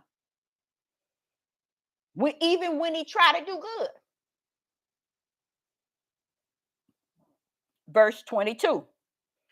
But I delight in the law of Yah after the inward man. Remember we was talking last week about the inward man? It's the spiritual man. This is why I tell you, don't let people clock you across your head with this book talking about Torah. You got to keep the law. You got to keep the commandments. Sit your tail down. Who do you think the Ruach is? No, he's not your commandment and your law, but he is the Ruach of the true commandment and the true law. Listen to what Paul is saying. And see, 99.9 of people in the world have no idea there's 2 laws. There's 2 commandments. They have no idea. Why? Because one for the flesh and one for the spirit. Don't that make sense, y'all? If it don't, I don't know why they don't teach it and preach that thing to them anywhere else. You got 2. Paul is telling you right here in verse 22. For I delight in the law of Yah. Oh, you mean Yah got a law? He is the law. He's the law of the spirit. Now watch what he said. After the inward man. So what is the inward man? Anybody know? The law that Paul is talking about, he delight in, you notice it's connected to the inward. That's the spirit, y'all. Paul's sitting here telling y'all there's a law y'all, in the spirit. I delight myself in the law of Yah, in the spirit. In the what? In the inward man, in his spirit. Exactly. In its spirit. So he knows that there's a law of Yah in the inward man, in the spirit. Now watch what he say here. And he said in the inward man. So even Paul trying to tell you, like I was telling you last week, the inward man is the spirit. There's a law for real. Now you see how beautiful that is. The law of Yah in our spirit is greater than the flesh on the outside. Why is it we ain't gripping this thing? But we choosing to delight ourselves in the ways of the flesh. Watch this here. Verse 23. But I see another law in my members. Paul said, in my flesh, I see another law. Watch this here. Warring against the law of my mind. And bringing me into captivity to the law of sin, which is in my members, in that flesh, y'all. See, the flesh got a law. That's that law they trying to beat y'all on the outside with. They got to stand down coming up on me. Because if you can't come to me with the law of the spirit, you get somewhere and sit down with your traditional law. Okay? Because how is your traditional law going to override the law that is in me, which is Yah? How is that? How can that be? Stand down, clowns. You can't do it. It won't work. That's why they focused on certain people. And certain people focus on them because it's about serving their flesh. Everybody's getting satisfied here on YouTube through the flesh realm. Through the flesh realm and the flesh realm only. Now watch this here. Paul has already broke down. Paul told you there's a law of Yah that's in the inward man. Then he broke down in 23 and said there's another law in my members. He's talking about his flesh. Warring against the law of my mind. Okay, now watch what he says in verse 24. Oh, wretched man that I am. Oh, Father Yah. See, he calling it out. Who he calling out? Tell me, anybody. Who is Paul calling out? Who is he calling out? Anybody know who Paul is calling out? Listen to what he says in verse 24. Oh, wretched man that I am. Ooh-wee. That flesh. There you go. He's calling that flesh out. Very good. He's calling that flesh out. Now, see, that's exactly what I'm sitting here telling y'all. Look what he's calling them. He knows that that flesh is identical to what I'm trying to get you all to understand. That's why it's your greatest enemy. It was Paul's greatest enemy too. Paul knew that. But what I like about it is Yah is allowing us to understand that there's two laws. Try to grip the law of the spirit. The law of Yah versus the tradition of man. And you're going to be all right. Because the tradition of man ain't going to hold you, ain't going to keep you. Because it's the law for the flesh. Do you think that the flesh should have a law? Do you think that the flesh should have commandments and law? Anybody in the live chat? Do you think that the flesh should have law and commandments? Do you think that the flesh should have law and commandments? Tell me what you think. Yes. Yes. That's what's wrong with it. Yes. But do you think they follow those laws and those commandments? Do you think that they follow those laws and those commandments? Really, honestly. The laws and the commandments of the flesh, no, they don't. That's why Torah can't hold you today. Torah can't hold you today because they couldn't hold Torah. The laws back in Torah, they couldn't even keep. Flesh couldn't hold them. We needed a deliverer. We needed the Most High Yah to come down and step in us and help us out. So I don't know why they put so much emphasis on Torah. You put the emphasis on He that comes to abide in us, to help us and tame us with the law that's in us. Because the law that's in us is greater than the law that's on the outside of us. So if the flesh got a law, the law in me through the Ruach is the law. It overrides the law on of the flesh. And don't get me wrong, flesh definitely need a law. They need a commandment, and not only that, they need a tail whooping around about now. The flesh need a tail whooping around about now. And you know what? I'm going to tell you something. If I thought that a tail whooping would help the flesh today, I would pray every day of the rest of my life. But I know a tail whooping ain't going to help. Well, y'all didn't reveal to me. The tail whooping ain't going to help the flesh. But that's what's going to cause. He's going to use tribulation.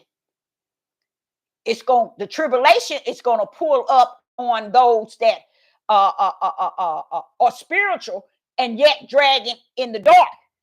They're going to pull up, and they're going to start to see the suffering and the things that's going to be done to them, and then they're going to start acting like they got some sense. How is that? They're going to start calling on the Most High God, like they should have been from the beginning.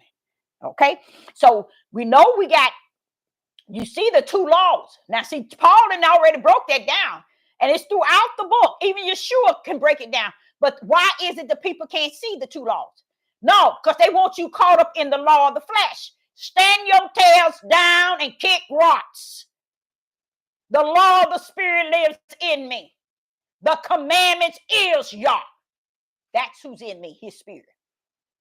Okay, so right here in verse 22 of Romans chapter 7, verse 22, it says, "For I delight in the law of Yah after the inward man." So we know that the inward man has a law. Okay, "But I see another law in my members, warned against." Now listen to this war. Why is the flesh warned against the flesh? Do y'all see that? That's what I'm telling y'all.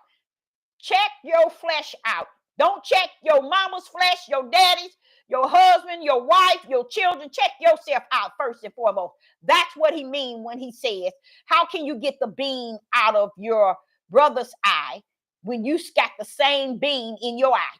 But then it says, after you have gotten that beam out of your eye, then you can tell your brother something. So it ain't like you can't get that beam out of your eye. You get what I'm saying? See, it's not like you can't get it out. But you got to get that's in your eye out so you can tell somebody something. But these people think they can tell somebody something and don't even know they flesh from their spirit from their flesh. But Paul telling it. He said, wait a minute, Deborah, tell them. Verse 23.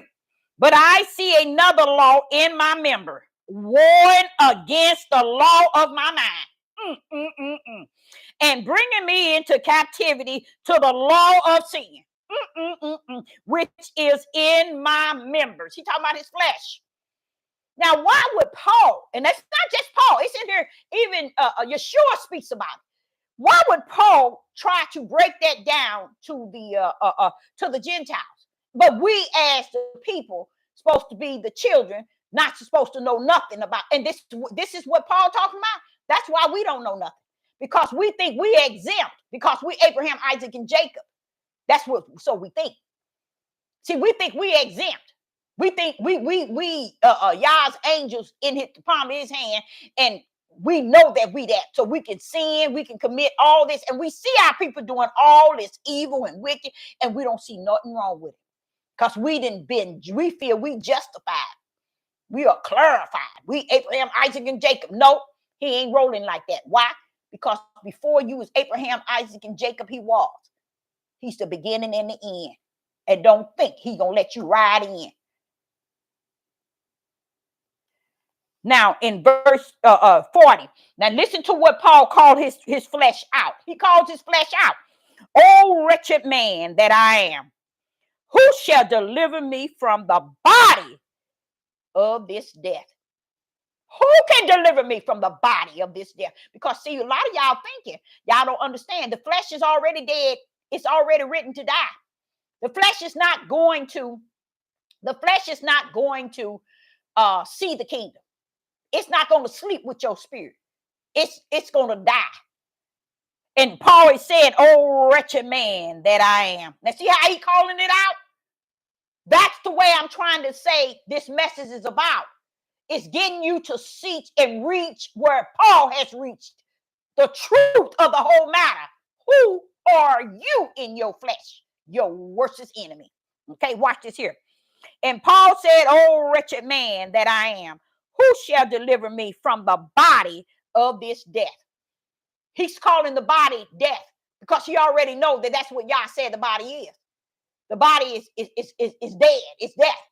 It's going right back. It's going to die. It's death already. It don't have no eternal life or a paradise of sleep. It's going down and it ain't going to rise again. But this is the thing about it, y'all, what got me.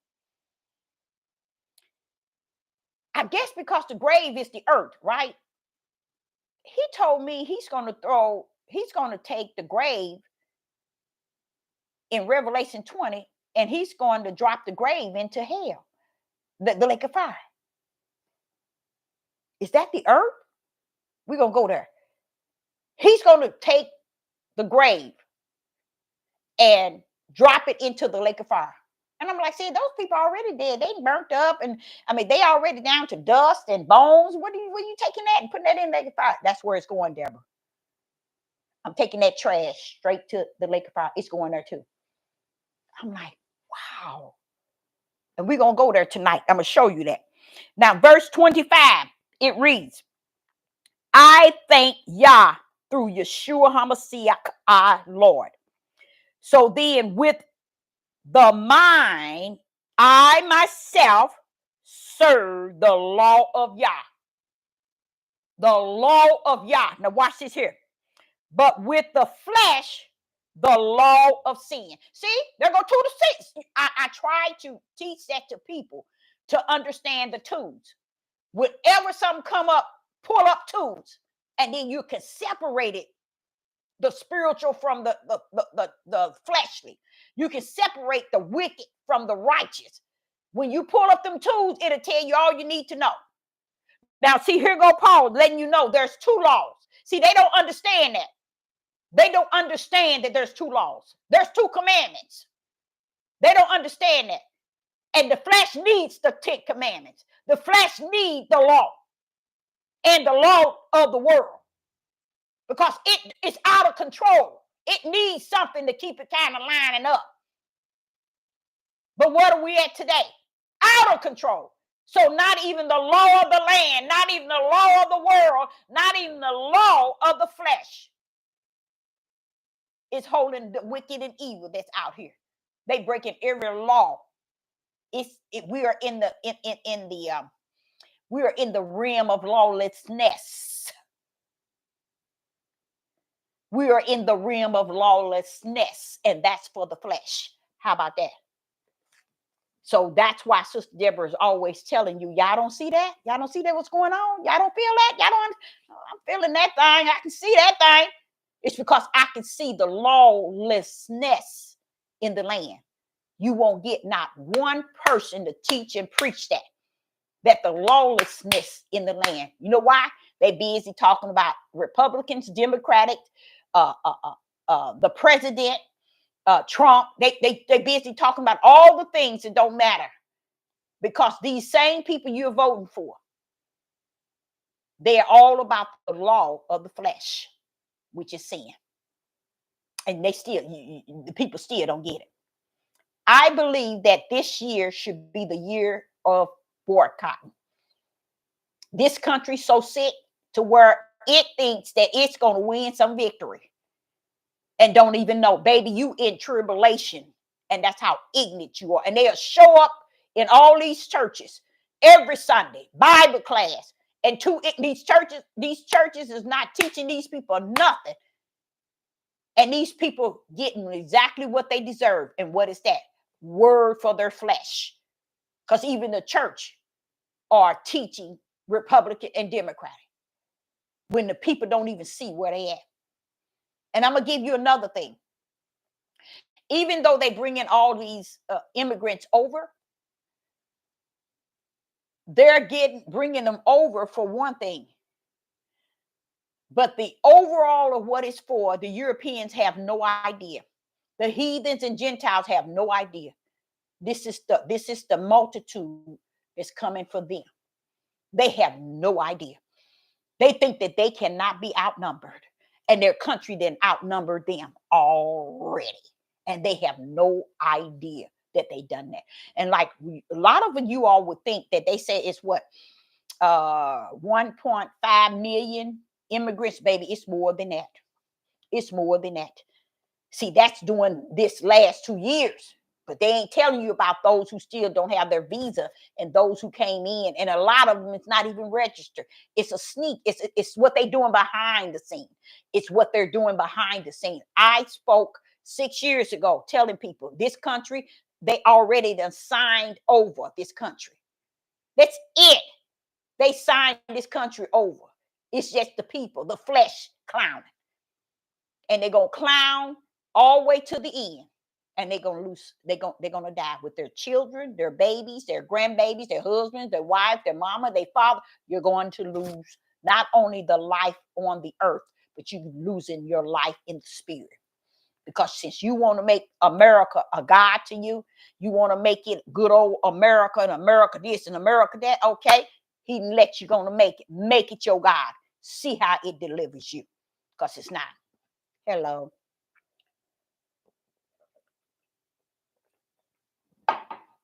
Tribulation is on the scene, baby. See, a lot of people don't know. Let's go to Romans chapter 8. In Romans chapter 8, verse 3 through 7. Romans chapter 8, verse 3 through 7. Watch how it talks about the flesh.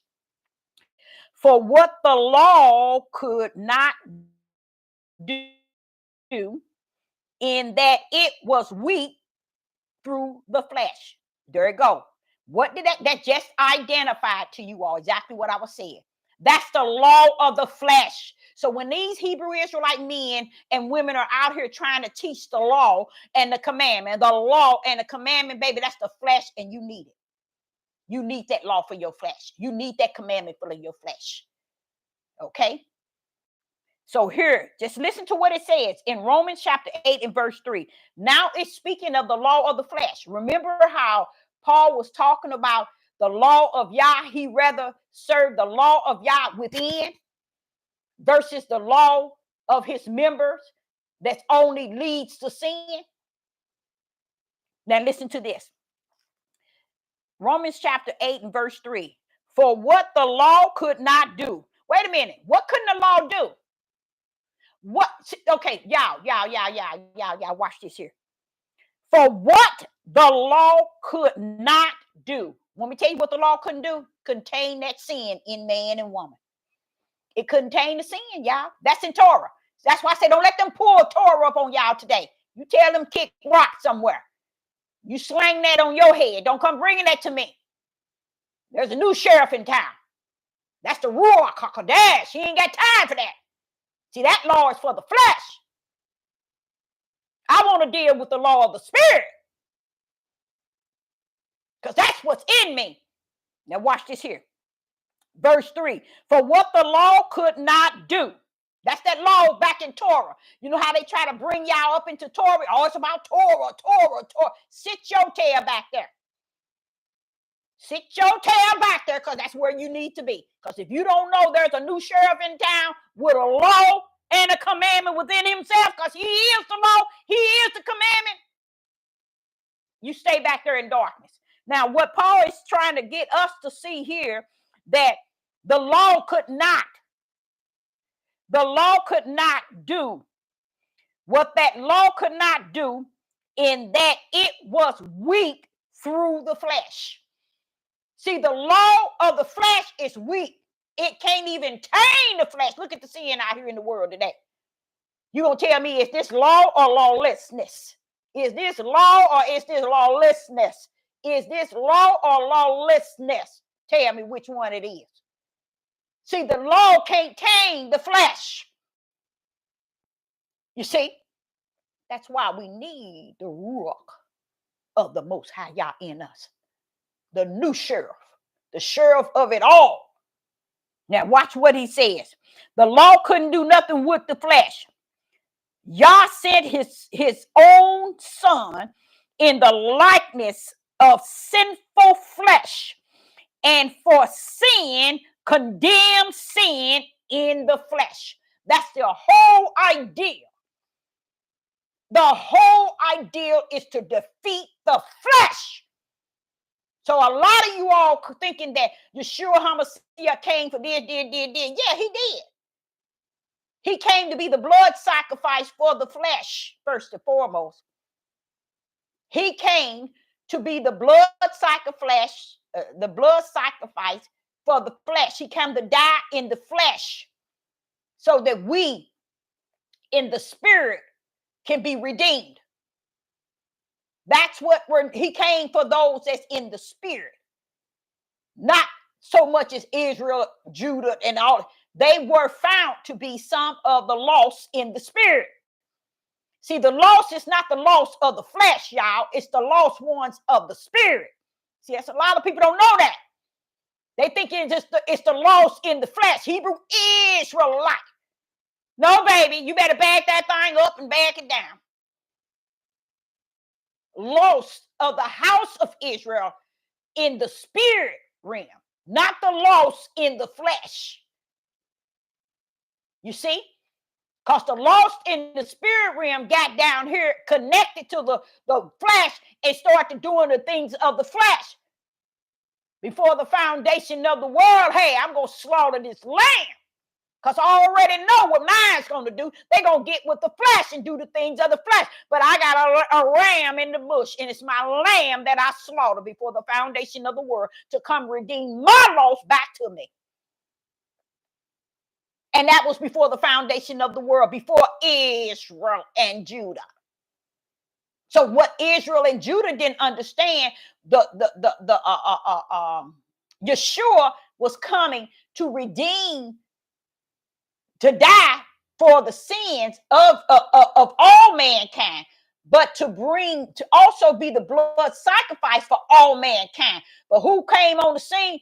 Christ came to bring them back because they were lost. He come to collect their tails back to the Father through the Father's right hand, through his power, through his word, and through his spirit did he do this. So here, listen to what it says in verse 3. And what the law could not do. See, the law can't do that for you. So you run around here with the traditions of Torah talking about the law, keeping all these laws. You can't keep them. They couldn't keep them then. So why are we telling people about the law and the commandments back in Torah when what? Flesh couldn't hold them. That's why we need Yeshua HaMashiach to die for our sin, and HaMashiach to come down for the lost, to redeem them back to which they come from. And where was that? The Lamb Book of Life, baby. I got to get them back. Now watch this here. Because the flesh, now listen to what it says.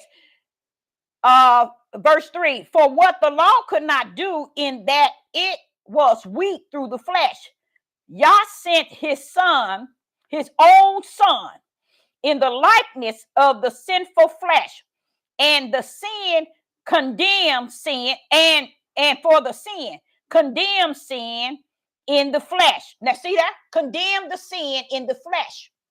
Letting them know. Your flesh don't rule nothing. See, we think that we all that and some. We don't know the ugliness that's in us. We got hate, jealousy, envy, chaos, pride, self-centered, boasting, ego. All these wicked things are found in our flesh, y'all. And we walk around here, we all that and some. With our ugly selves. So verse 4 says that the righteousness, let me see if that's right, that the righteousness of the law might be fulfilled in us. That's that law of righteousness, law in us.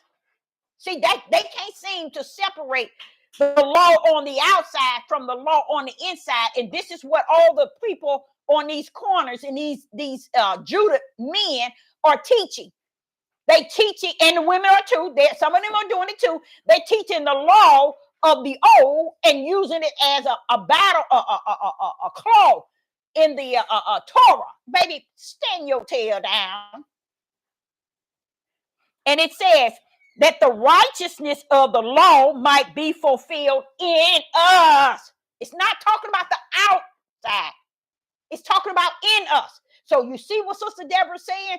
As it even letting you know that the inner man is the only one that can carry the right law, the right commandments, righteousness, belief, faith, and fear. You see what I'm saying? That's on your side. Now, those that's on the other side, those are already written in the for the lake of fire. They're already written in the book, because they can't understand that it's not going the way your flesh said going. All this stuff that I be hearing and beholding, I'm like saying, Father, they have no idea that ain't how you run. But this is me, be Deborah, because I rule it too. See, that's one thing I like about the Most High Yah. He rule it all. He don't rule this here over here and a little over here and a little up there and a little. No. I come to know the one that rules it all.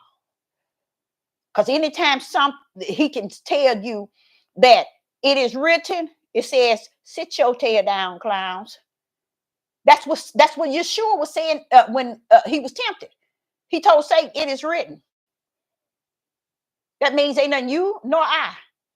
Heaven's already got it wrote in and wrote out. What's the deal? When you come trying to tempt me, it's already written.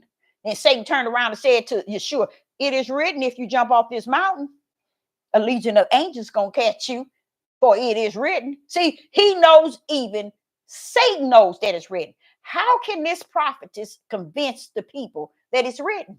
So y'all just clowning for nothing. But you know, you clowning for something. You clowning for the lake of fire, the books that leads to the lake of fire. So you clowning before it's time for you to no longer clown. So you just clowning while you're here. Okay. So here in verse 4, it says that the righteousness of the law might be fulfilled in us. So if you're thinking you could do righteous outside of the righteousness within, you go right ahead. Okay. And then it says, who walk not after the flesh, but after the spirit. You see what I'm saying? And look what spirit holding them up in this walk. The Ruach. It's holding them up, walking in the spirit. But he says not, it says, what does it say? For they that are after the flesh that's verse 4. That the righteousness of the law might be fulfilled in us who walk not after the flesh, but after the spirit. So I told y'all, let's pull up walk. Pulling up walk means you got to walk in the spirit and you got to walk in the flesh. You see how when you pull up the tools, you can separate everything. Now, that's why soul ain't got no business up in there, because it keeps you from separating everything in the tools. You see, that's how you know that putting soul in there was to really confuse people so they wouldn't know how to separate the tools. Okay, so when we get to verse 5, it says, for they that are after the flesh do mind the things of the flesh. So you can't be holding people accountable for the things of the flesh in which they are conducting themselves in that order of the flesh. Just imagine, let's say Joe Epstein, Epstein church. Joe, is it Epstein? Is that right? Joel Epstein. Now, right there is a Jewish name. That's why, see, y'all looking at his church and saying, oh, he got how many? He got thousands of people. He got the biggest, the largest church. I think, I don't know where it's at in Texas, wherever it's at, but it's one of the largest. That's why. Because I believe he's Epstein, Joel Epstein. I think that's his name, if I'm not correct. Somebody in the live chat tell me if that's his last name. If it is, because he's a Jewish. Osteen. Yep, I still think that's Jewish. I think that is still, yeah, I think that is still Jewish. But I believe Joel Osteen. Okay, I still think that's Jewish. But even if it ain't, this man don't give nobody nothing for their spirit. He gives them soothing massages for their flesh. But yet he got the multitude by 1,000 following him. You see, this is what's created. This is why, listen to what 5 said. For they that are after the flesh do mind the things of the flesh. This is what he has to keep convincing me. Deborah, these things need be. These things need be. Because flesh got to do what flesh got to do.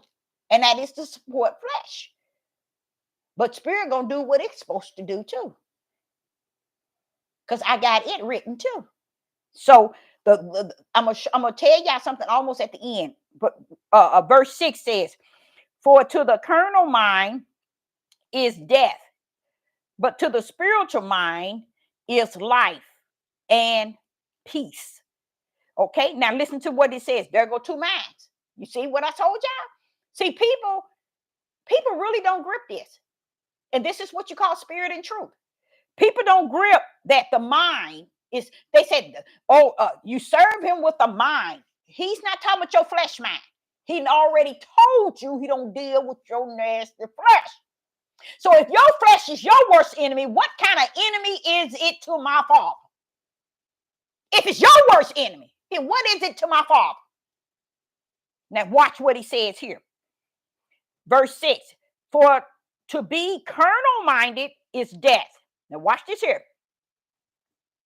No, did I? No. We in verse 5. In verse 5. We in Romans chapter 8 and verse 5. For they that are after the flesh do mind the things of the flesh. Watch this here. But they that are after the spirit, the things of the spirit. So you got to be able to separate the two. You got to separate the flesh from the spirit. Okay? Now watch this here. For to be carnal minded is death. See, that's a different mindset. You see, that's the mindset of the flesh. That's that carnal mindset. But to be spiritual minded is life and peace. You see the two? Where it's soul. I realized long time ago when y'all was telling me, Deborah, don't add soul and you can find your way clear.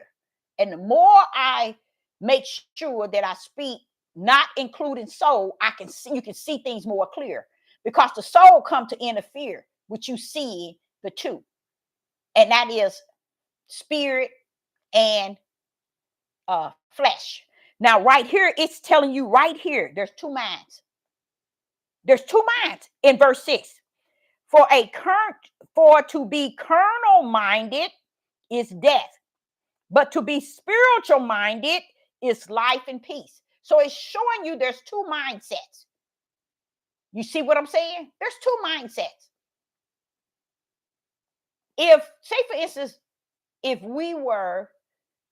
they would have told truth enough to see them in twos, many of people, I believe, would understand things more clear. But I believe it is the will of the Father that people be exactly where heaven has already written them to be.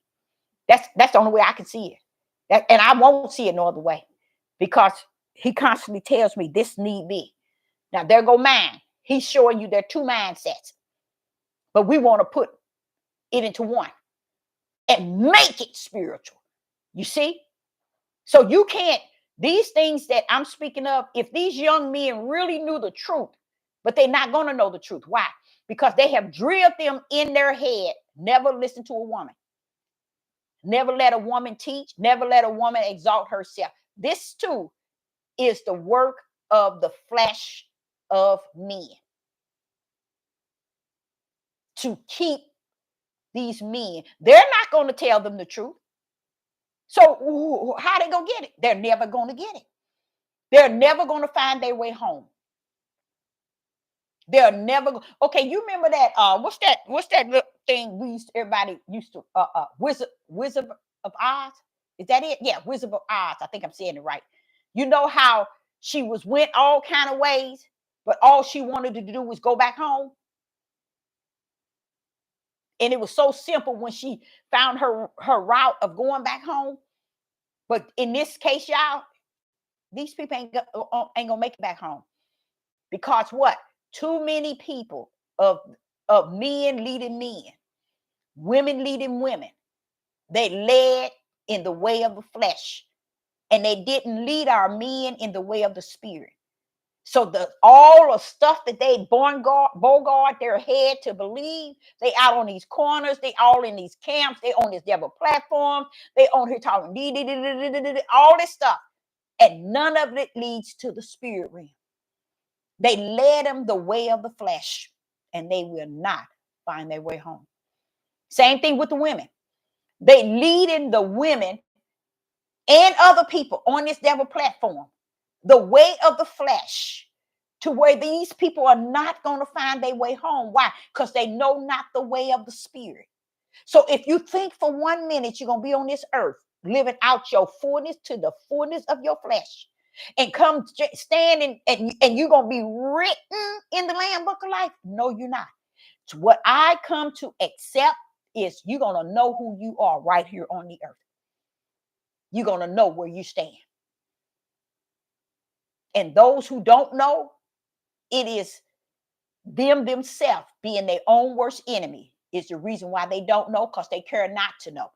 Now, they'll know everything in the flesh. They want to know everything about Trump, everything about Kamala, whatever her name is, everything about Biden, everything about the world over in Israel. Everybody wants to Palestine. Everybody want to know everything everywhere, and don't understand those are all fleshly things you're trying to know in your fleshly carnal body mindset. That's that carnal mind. Have you focused on anything in the spirit? Have you decided, wait a minute, I want to know something else about my spirit so my spirit can get my flesh under the... No, they don't want to know. But this too, Father said, need be. It's according to where it is. It is written. You see?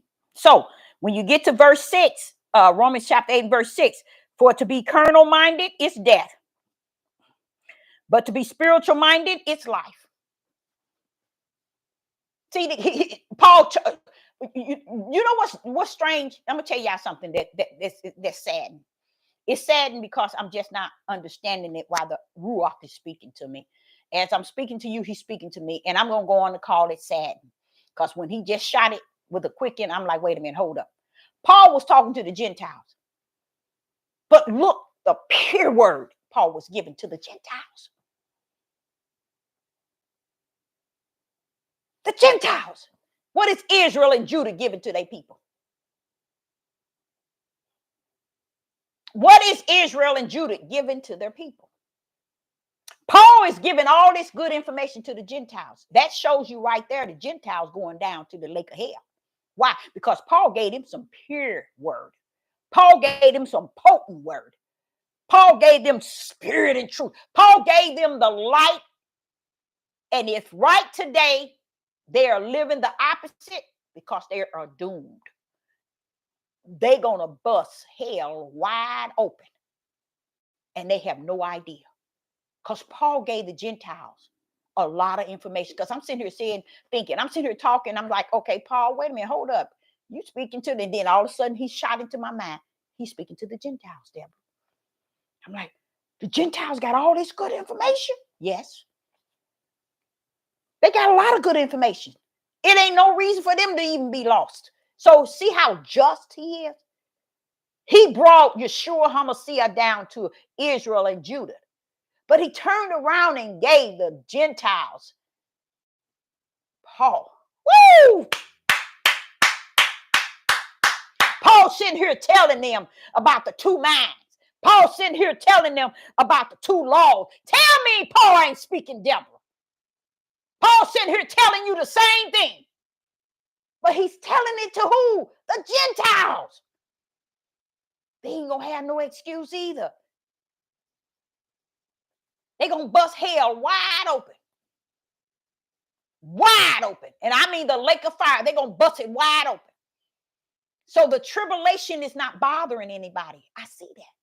I'm looking at this tribulation. I'm like, oh, woo, woo, wait a minute now, woo. And everybody sitting around like, whatever. I'm voting for Biden. I'm voting for Kamala. I'm voting for Trump. I wonder if this, or I can't wait for this. I can't wait. And I'm like saying, Father, do they not see the tribulation? No, they don't see it there. See, they don't see nothing in the light because the light don't see them. They don't see nothing in the light, and the light don't see them. Okay, so when I get to Mark chapter 14 and verse 38, so you want to ride on the flesh, and see, and the thing about the Gentiles is they think they're above the spirit realm because they think it's about what they can control, what they have power over, how they can belittle one, bring themselves up. They took all of this here, and y'all's adding it to their what? To their spirit. To when they stand, get yourself on out of here. You ain't going nowhere. And another sad, now I ain't gonna say sad. Another thing about that, and their children and their children, children and their children, children and their children, children, children, children, children, gonna be right behind them, going straight to the lake of fire. Mark chapter 14, verse 38. And it's amazing how people don't give a rat's about none of this. But it's okay. Because what I believe is the tribulation itself, with the judgment and the fire of Yah, is going to make people holler a way that they never thought that they could holler, yell, pray, cry out. He ain't going to listen to none of it. Why? Because the tribulation is already prophesied. The judgment is already prophesied on the earth.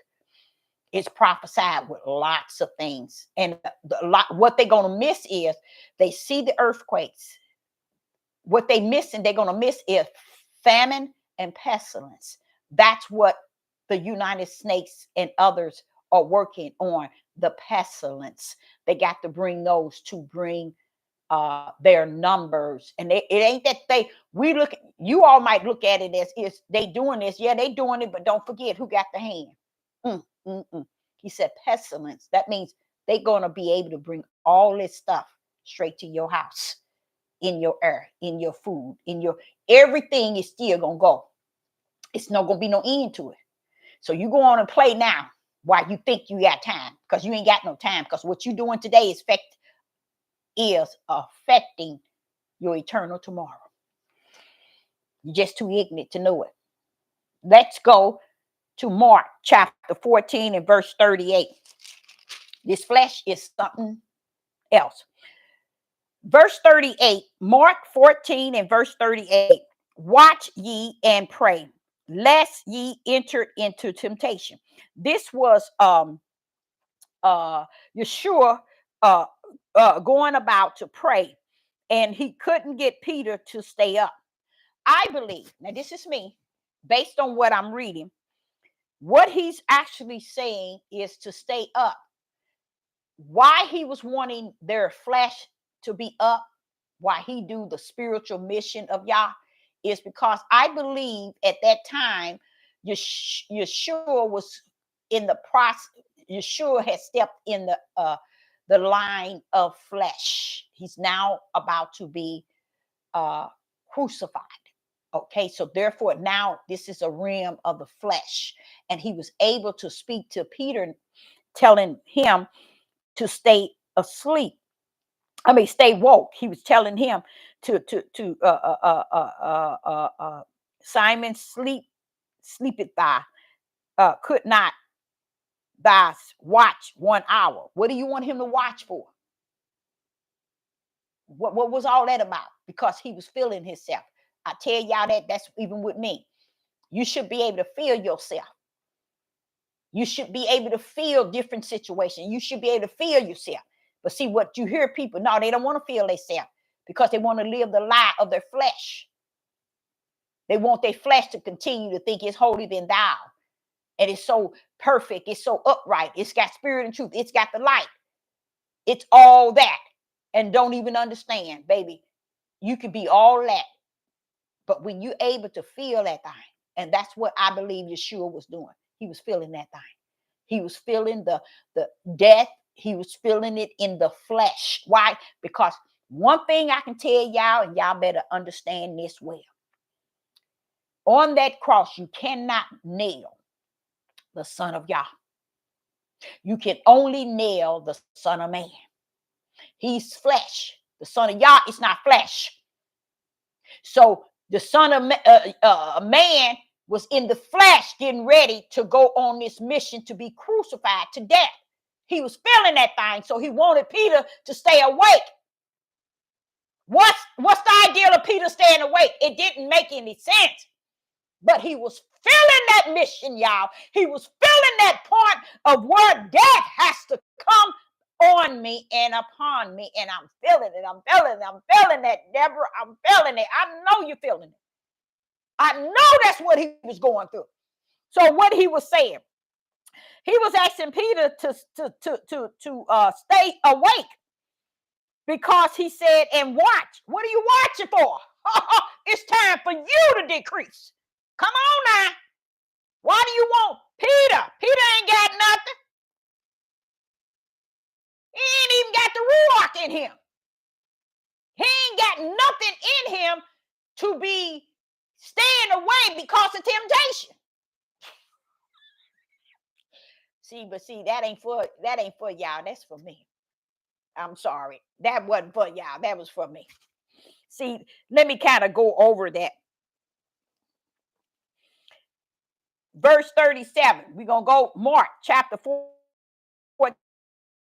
and verse 37. And he cometh and find them sleeping, and said unto Peter, Simon, sleepeth thou? Could it not thy watch 1 hour? What was he watching for? It was your hour, not his. That's not for you all. That was for me. Okay. And then verse 38 says, watch ye and pray, lest ye enter into temptation. How's he entering into temptation? Because he sleep.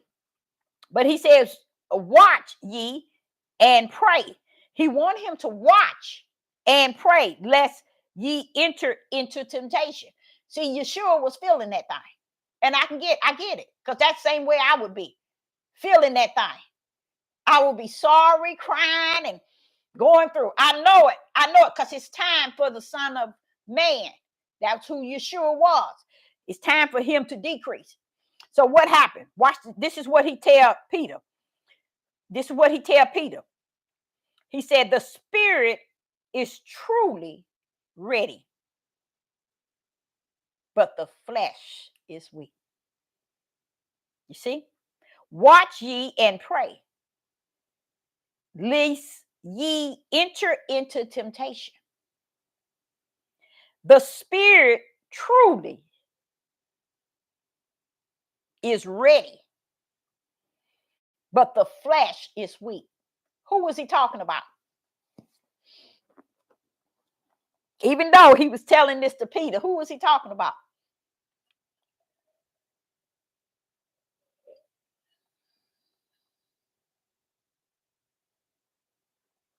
That's how I seen it too. I figured he didn't want to be alone in it. And he felt that if they were asleep, then that was just making him alone in it. He was talking about himself. That's right. See how you have to catch it in the realm of the spirit. You can't catch it in the realm because 99.9 would think he's speaking this just for Peter. No, he's speaking it for himself. Because where do you see that? Where it says the spirit is truly ready. See, his spirit is ready, but his flesh was weak. That's why his flesh was asking Peter to stay awake and pray. He was speaking of himself. So I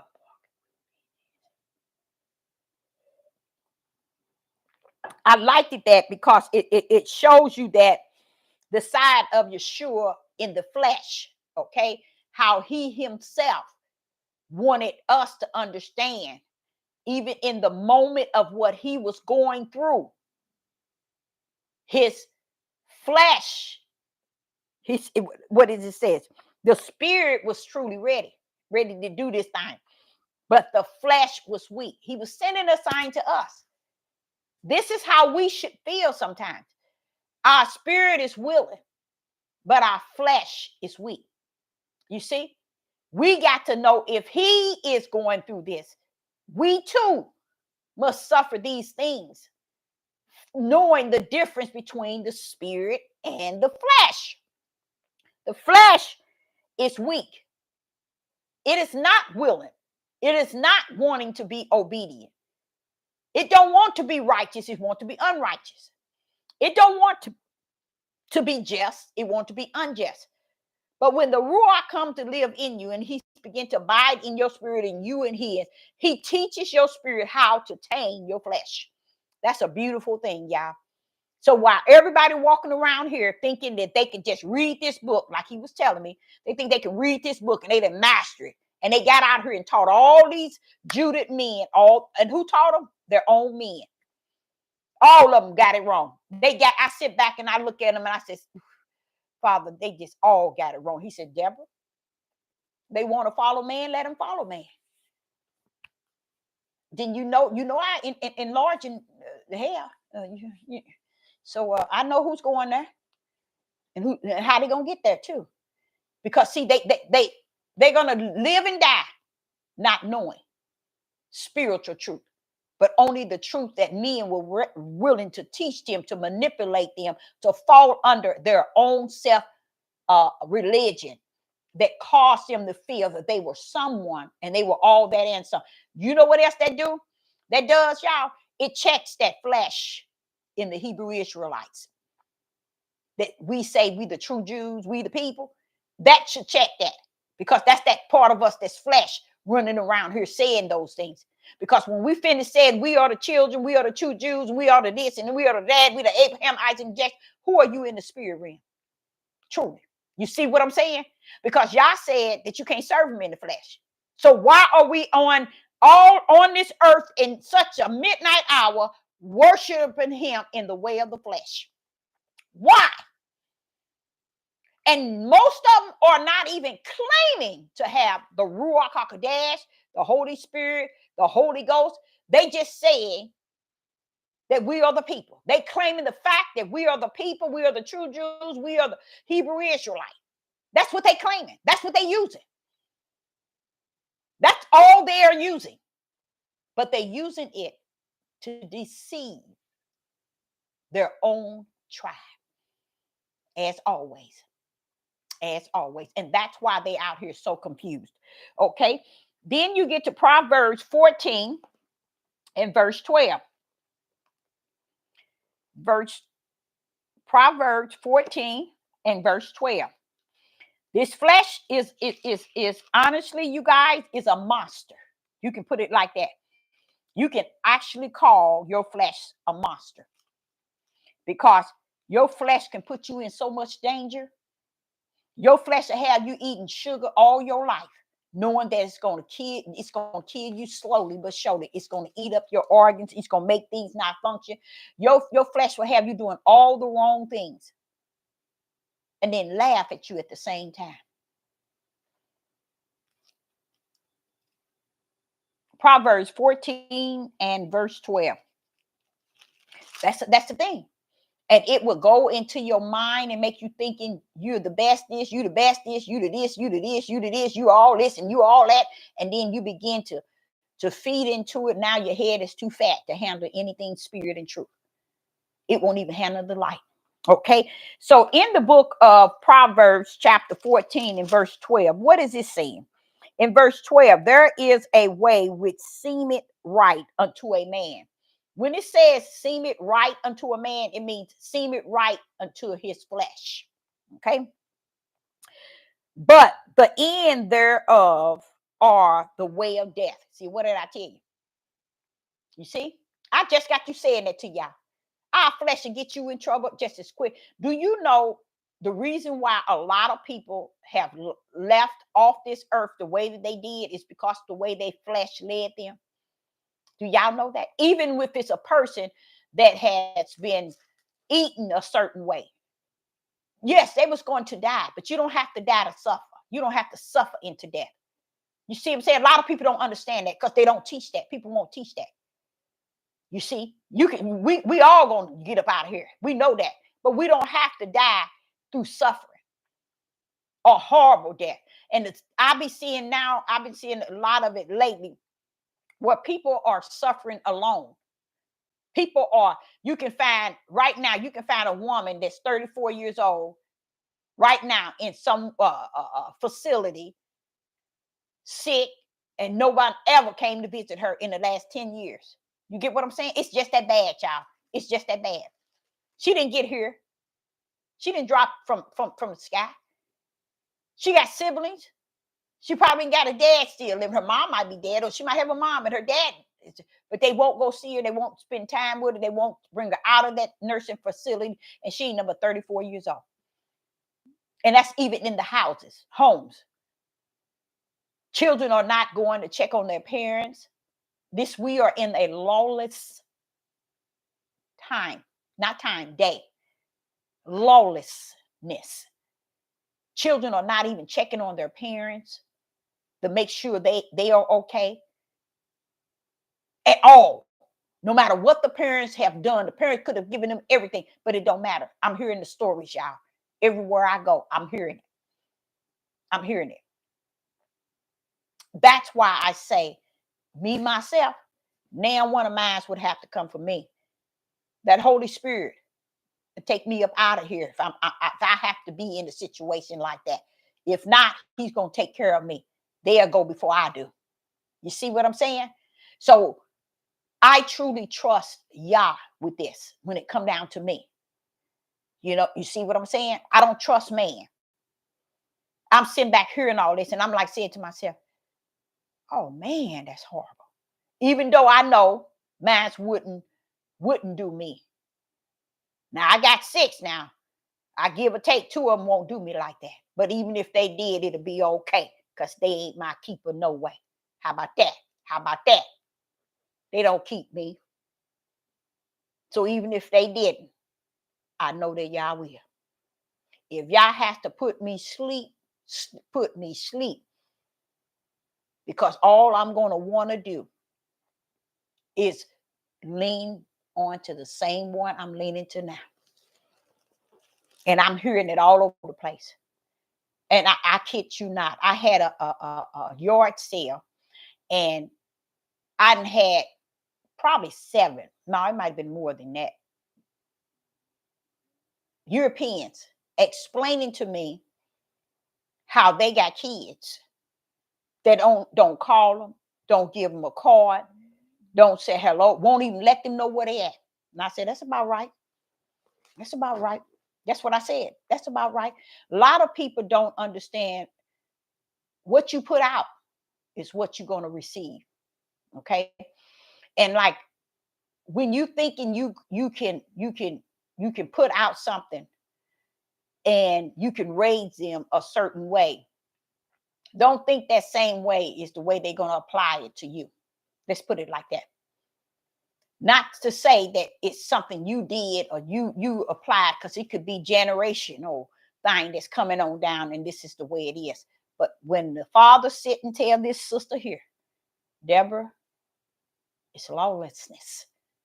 That means anything can go. Anything. Anything. I was feeling sad for my ex-husband. He came down from his job to help me put all the stuff back in the garage from the yard sale. And I got on him the day before because he was helping me bring everything out while I had to go to the dentist, and he was making sure everything was out. And I was like, what's wrong with you? Why are you putting this here? When have I ever done this? Why do you have this like this? You know me. Why would you do this? And it was so, y'all, it was so confusing to me. I told him, I tell you what, go home. I do it myself. I do it myself. And that's what I did. Hey, I stayed up to about 1:30 that morning, out at midnight hour, out there sitting the stuff up. But I couldn't understand why he did it. And you know what, y'all? I thought he was doing that against me. I thought he was doing it against me until the day, that next day, when it was time to put everything up. And I'm looking at him putting the stuff up. He know how we roll. I mean, we can tear down some things, y'all. We can build up. Him and I, when we together, can't nothing stop us. All right. He's like my right hand. I'm gonna be honest. And we sitting here putting this stuff up, and I'm watching him. I'm like, Charles, why you? And then it caught me, Deborah. Deborah, it caught me right there. And I felt so sad. I felt so sad.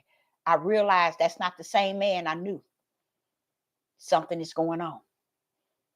And I said, that's what it was. So I got with his kids, and I told him, y'all keep a watch on your dad. I said, because I was chewing him out because I thought that he was being cunning or negative by setting all my stuff up backwards. And it didn't make any sense.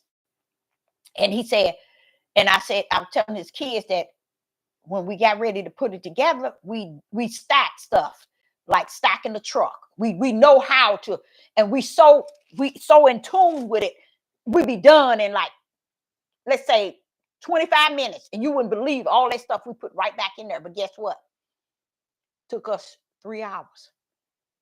And I'm looking at this man putting his stuff in here. I didn't say another word to him about what he was doing. When he was doing it wrong, I just did it right. I didn't say, well, why are you doing this? He was putting stuff that was falling. And I was like, why would he do this? That's what I said before I realized something going on. And I said, oh, this ain't the same man. Something's going on. So whatever all that he was doing, I had to go behind and do it like we used to do it without saying anything to him. I just couldn't say anything. So it took us about 3.5 hours before we were able to put the stuff up, because I realized it wasn't there. It wasn't there, y'all. Shocked me. I said, that's my right hand. Oh my goodness. There go my right hand. Oh my goodness. And I felt so sad. I felt so sad. So his son wanted to hire him on where he's working. I think he might can watch over him better than where he's at. And he wanted me to put in the resume and do all that. And I was like, should I do that? So I asked his son. His son said, yeah, you can go and put it in. I keep a watch on him. And he told me to redo his resume so he can make sure he get more money. But and I made sure I did just that. But in the process of doing that resume, I felt sad for him, y'all. I felt sad. I thought about all these years, almost 40 years we've known each other though. And I'm like saying, you mean to tell me we'll get to a point where your right hand is not gonna be your right hand? You know, he'll be there to help. He ain't gonna never not help. He'll be there to help. But that day, I learned something. I learned that, wait a minute, because I didn't think something like that would, not with me, not him, and me and him like this here. You know, when we know how to nail it, y'all, we can nail anything together. When we work something, we do something, bam, bam, bam, real quick and real fast, and it be just perfect. But what I saw, I'm like, wait a minute, this ain't the same person, you know? So I don't know how I got onto that, but let me get back onto this. But I just wanted to say that, and to say, I think I got on and talking about how people be in places and they are never have people visiting them and doing for them. Now, with my ex-husband, he don't ever in his life would have to worry about not being taken care of. Oh, no. This sister ain't gonna have that. We've been knowing each other for too long for me to place him somewhere else for somebody else to take care of him or to do for him. No. Sister girl gonna do like she always did.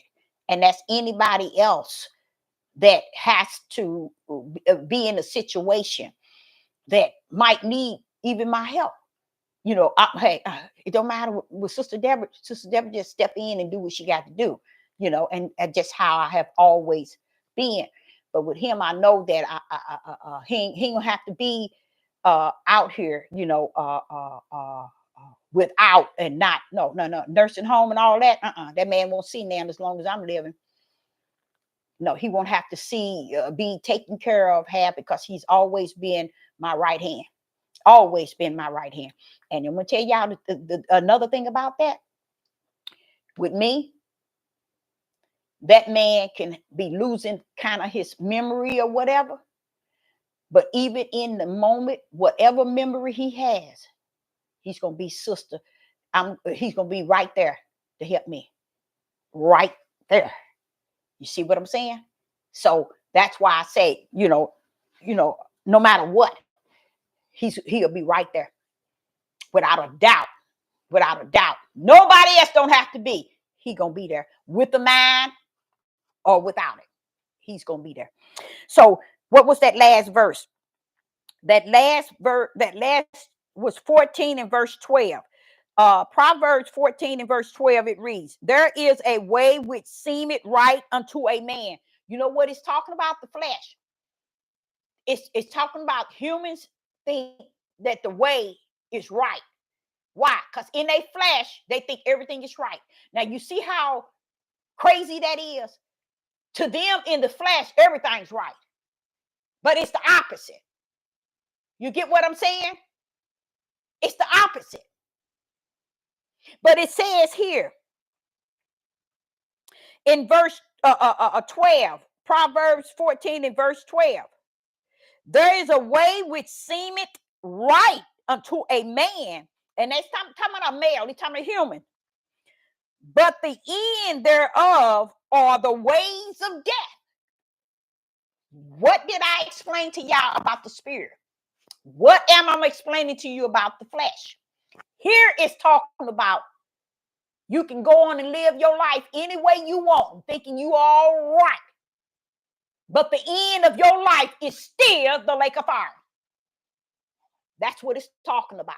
And it's talking about, listen to what it says in verse 12. There is a way. Now, what is that way? That's not the spiritual way, but Deborah, what is that way which seemeth right unto a man, meaning a human? But the end of that way thereof are the ways of death. And this is the eternal death. This is not just the death that's to your grave. It's trying to send you a sign that it is beyond the death of the grave, because it's showing you all of your ways. You stand your tail and look at Sister Deborah cockeyed if you want. If you think all your ways is all upright and all just, but it ain't leading you nowhere but to the lake of fire. That's it. Because you got your ways. And that's why it's telling you it seemeth. It seemeth. Proverbs 16. In Proverbs 16 and verse 2. Listen to this. Proverbs 16 and verse 2. All the ways of a man. Now, wait a minute. See what it's letting you know? When you think that your flesh is all that and some, you sending yourself to the lake of fire. That's all I'm trying to let y'all know. There's two ways. It's your spirit and it's your flesh. Get to know the both. And then getting to know the both, you already know your destiny. Okay? Now listen to this. Proverbs 16 and verse 4. Now, Proverbs 16 and verse 2. All the ways of a man. See? Why you thinking, when I can be this and I need all the ways of a man are clean in his own eyes. Did not Proverbs 14 and verse 12, there is a way which seemeth right unto a man, but the end thereof are the ways of death. Same thing here. Proverbs 16 and verse 2. All the ways of a man are clean in his own eyes, but the Lord weigheth the spirits. You see that spirits lowercase? Do you see in Proverbs 16 and verse 2? What do that man have detached to him? Anybody in the live chat? It's showing you something is detached to this man or woman.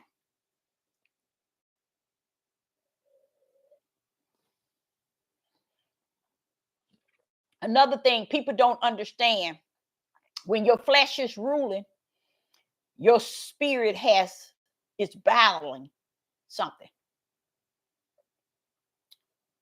Nope, not flesh. When your flesh rules, you know how Sister Deborah kind of let it, kind of left you a little bit out here thinking, just a little bit out, but I'm going to go and shoot into you right here. While you living out your flesh and ain't paying attention to your flesh being your worst enemy. And if your flesh your worst enemy, just imagine how many enemies that you are with others. If it's an enemy to you, just imagine what your flesh is an enemy to others. So anybody can answer that. What is going on down yonder? Proverbs 16 verse 2. What's going on? Proverbs 16 verse 2. Let me read it again. All the ways of a man are clean in his own eyes. That's in their own flesh. You can't tell them nothing. Stubborn, stiff-necked, rebellion, disobedient, pride, boasting, ego, self-centered, jealous, hate, envy. So what is he saying? No one knows. No one in the live chat knows what he's saying. Something is with this man. So this is what happens when you are not walking in the spirit. And that even helps alone to make sure you never see your way. You said following his own ways. Nope. Come on now, somebody. I'm going to wait for 2 more people. And I'm just going to sit here and wait to somebody, whether it's the right answer or it's not. I just want to hear 2 more people tell me what is going on in Proverbs 16 and verse 2. The question is, something is going on with this individual. In his own eyes represent his flesh. But something is actually taking place here. And this is going back to this whole message. Understanding your flesh. And this is why people don't understand their flesh. It's because they don't know what the wretch behind you talking about. Because they think in their own eyes, they are clean in their own flesh. Everything is righteous. Everything is just. Everything is upright. And this is why they can't answer the question.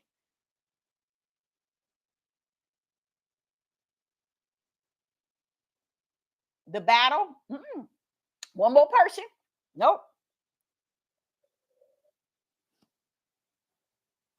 And as this message come through Proverbs 16 and verse 2, and it lines up with Proverbs 14 and verse 12, but yet it deals with the flesh. It's going back to the title of this message, understanding our worst enemy, the flesh. And these 2 verses right here is actually shooting in harder than any of the verses I've given you, because it's showing you why the flesh is your own worst enemy. Okay? Nope. Okay, I'm ready now. This is why I gave you Proverbs 16 and verse 2. All the ways of a man are clean in his own eyes. That shows you that it's not giving your spirit no benefit of the doubt. It's not allowing your spirit to comprehend anything. It's not letting your spirit have its way toward anything. So what is this person doing? Sending itself to the lake of hell. Let me show you how. It says, Proverbs 16 and verse 2, all the ways of a man are clean in his own eyes. But, now Father finna pull up, but the Father wed the spirits. You see that spirits with an S? You see that spirits with an S. Now look at man. It's speaking of the it can be a man or a woman. It's not speaking of men, or it's not speaking of women.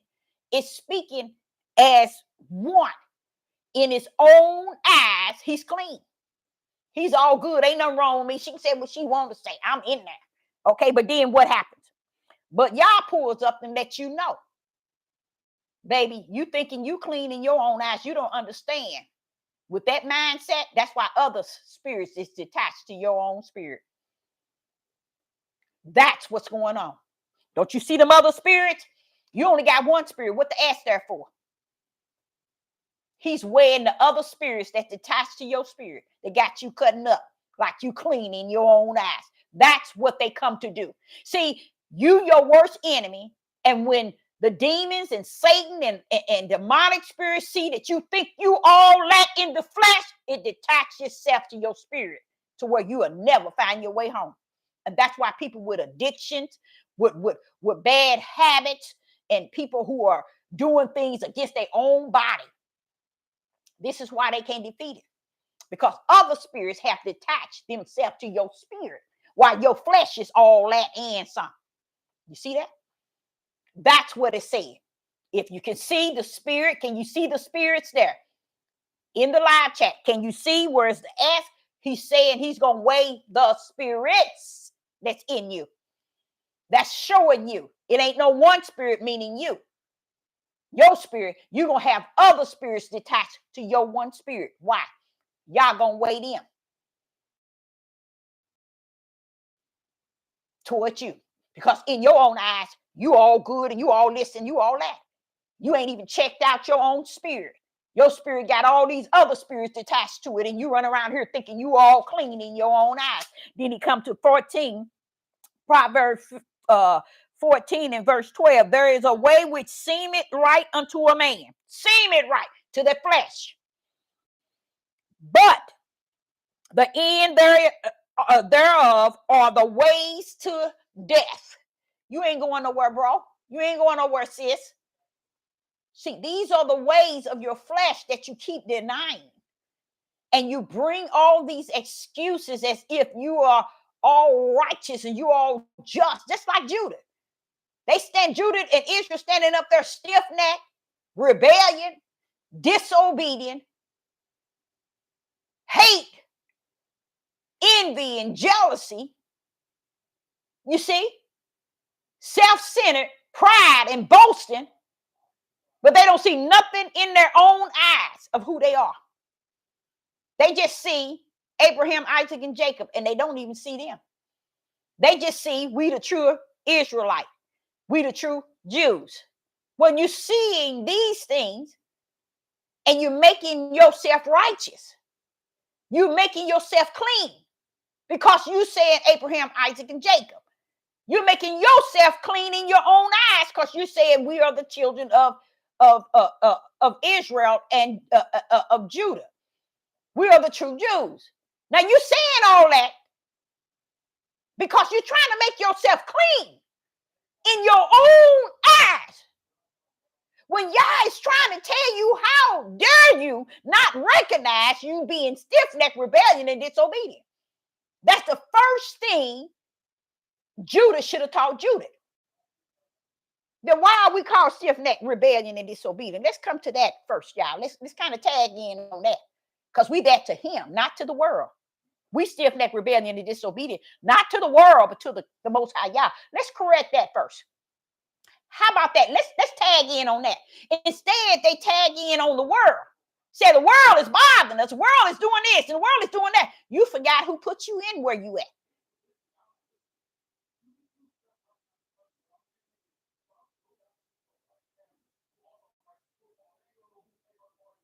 You see? So I'm just listening to my son. He and her saying something to somebody. But let me stop. But uh, it's a sad thing that we can't see that. Now, when we say we are the true Jews, we are the true children of the Most High Yah. We are Israel. We are Abraham, Isaac, and Jacob. Why ain't we saying something about our spirit being? What are we saying there? Say, for instance, we don't have to worry about that. But isn't that what Proverbs 14 and 12 is saying? Isn't that what Proverbs 16 and 12 is saying? 2 is saying? In our own eyes, we clean because we Abraham, Isaac, and Jacob. In our own eyes, we all good because we the true Jews. We good. We don't have to worry about it. But we never recognized to teach. We never thought to teach. And the women too. The men never thought to teach these other males when they first took them in. Dude, hey, let me tell you what we look like in the eyes of Yah. We stiff-necked. We rebellion. We disobedient. Let's correct that first. You see? What would they be doing? They will be correcting the spiritual realm of where they stand in Yah. They don't want to correct that. Because we all good. We the true Jews. We the true Israelites. We the people of Abraham, Isaac, and Jacob. See, it's nothing about what they have said and doing that brings any righteous on the scene. Because they doing everything to the flesh. These men is out here on the corners in all, I ain't going to eliminate not one camp. In all these churches like Dow's, all of this mess is trash. All of these people who are serving and worshiping and up under all of this teaching, guess what, y'all? In their own eyes, they have trained all these people to believe them. And these people ain't going nowhere toward, wait a minute. If our flesh is our worst enemy, don't we need to come to grips of at least some of that? We ain't gonna be perfect. We ain't gonna be sinless, but at least we can come to the grip of some of that. He called us stiff-necked, rebellion, disobedient. Yeah, we Abraham, Isaac, and Jacob. We the true Jews. We the Hebrew Israelites. But shouldn't we be taught that? No. They ain't gonna let you teach that. They ain't gonna bring that forth. The first thing they gonna want you to do is stay away from women talking and speaking. You know why? Because they know that Yah is going to bring the truth out of women.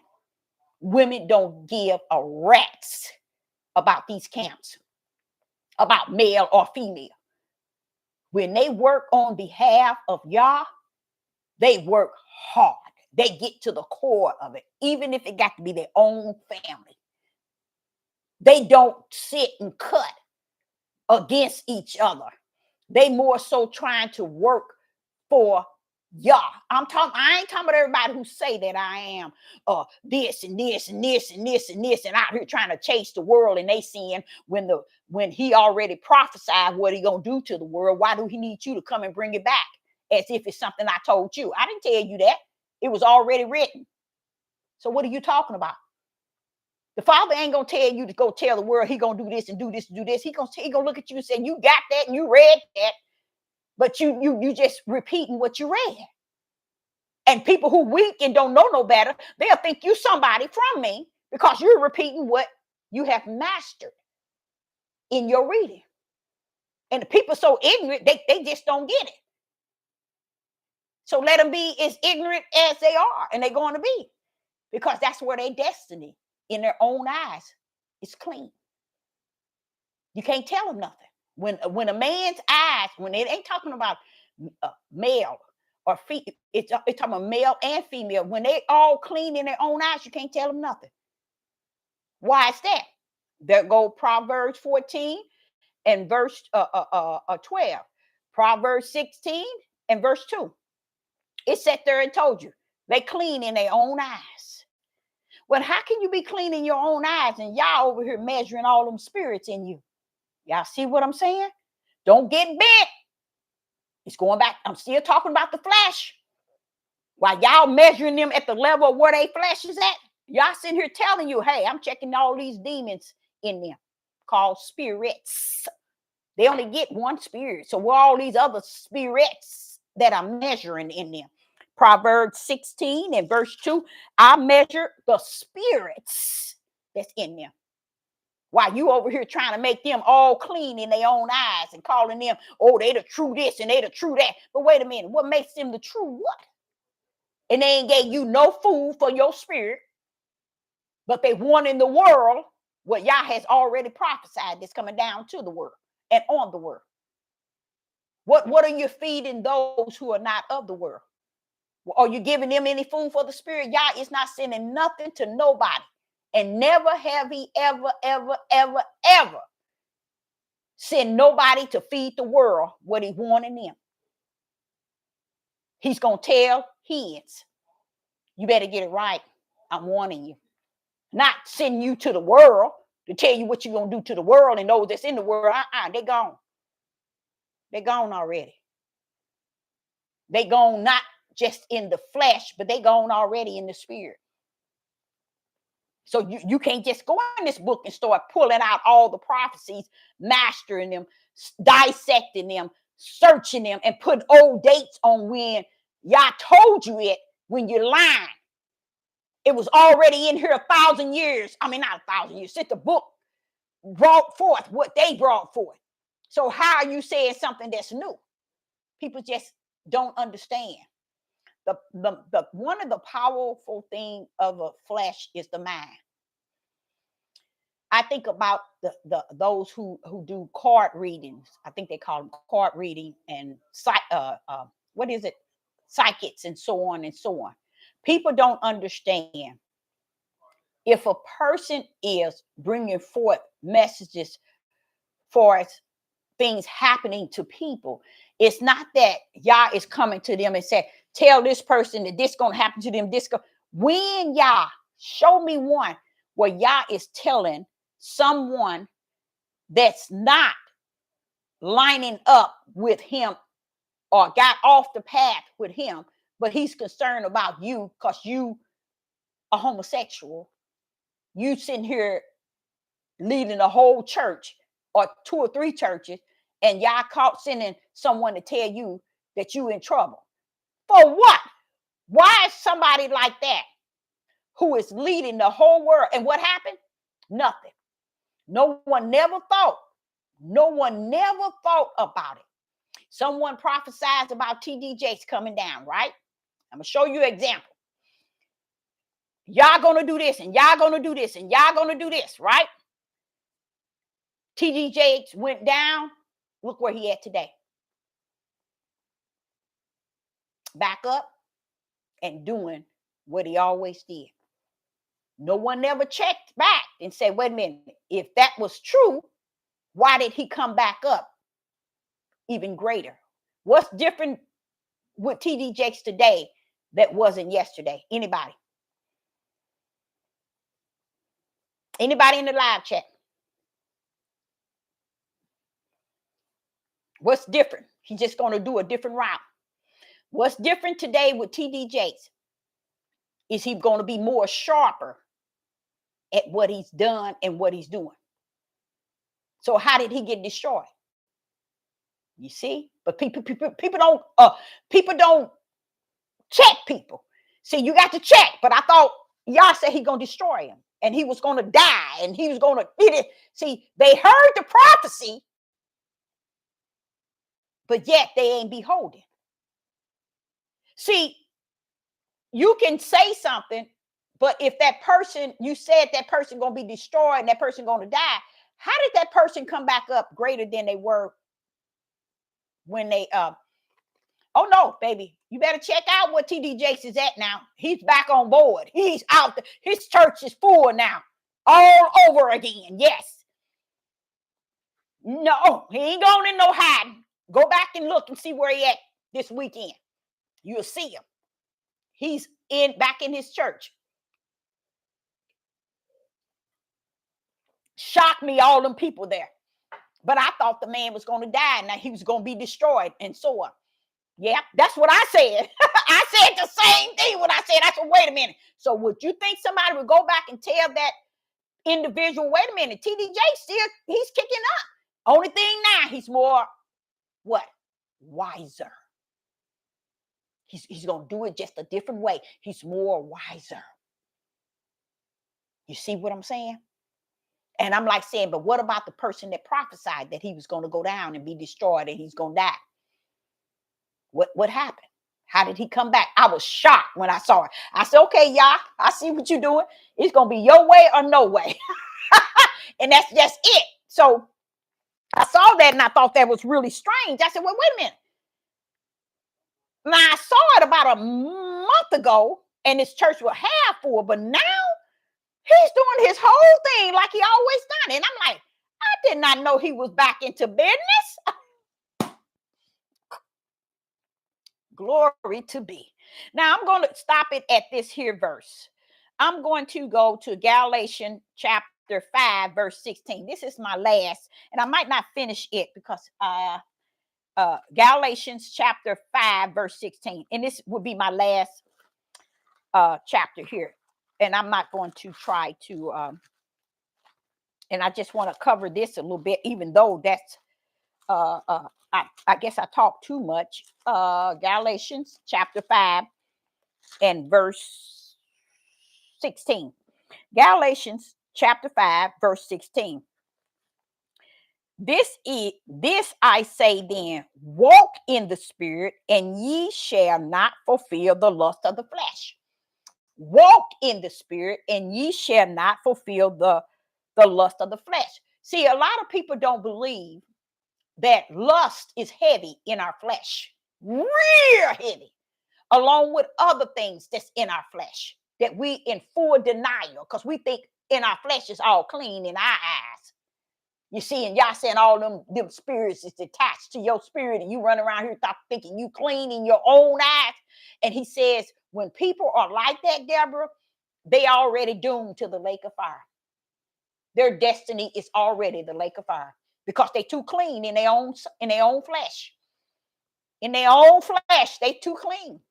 You see, they ain't, and people will not dissect their flesh. They won't try their flesh, and flesh say things, flesh do things, flesh act away. Flesh do a lot of things that's not right, but we won't check it.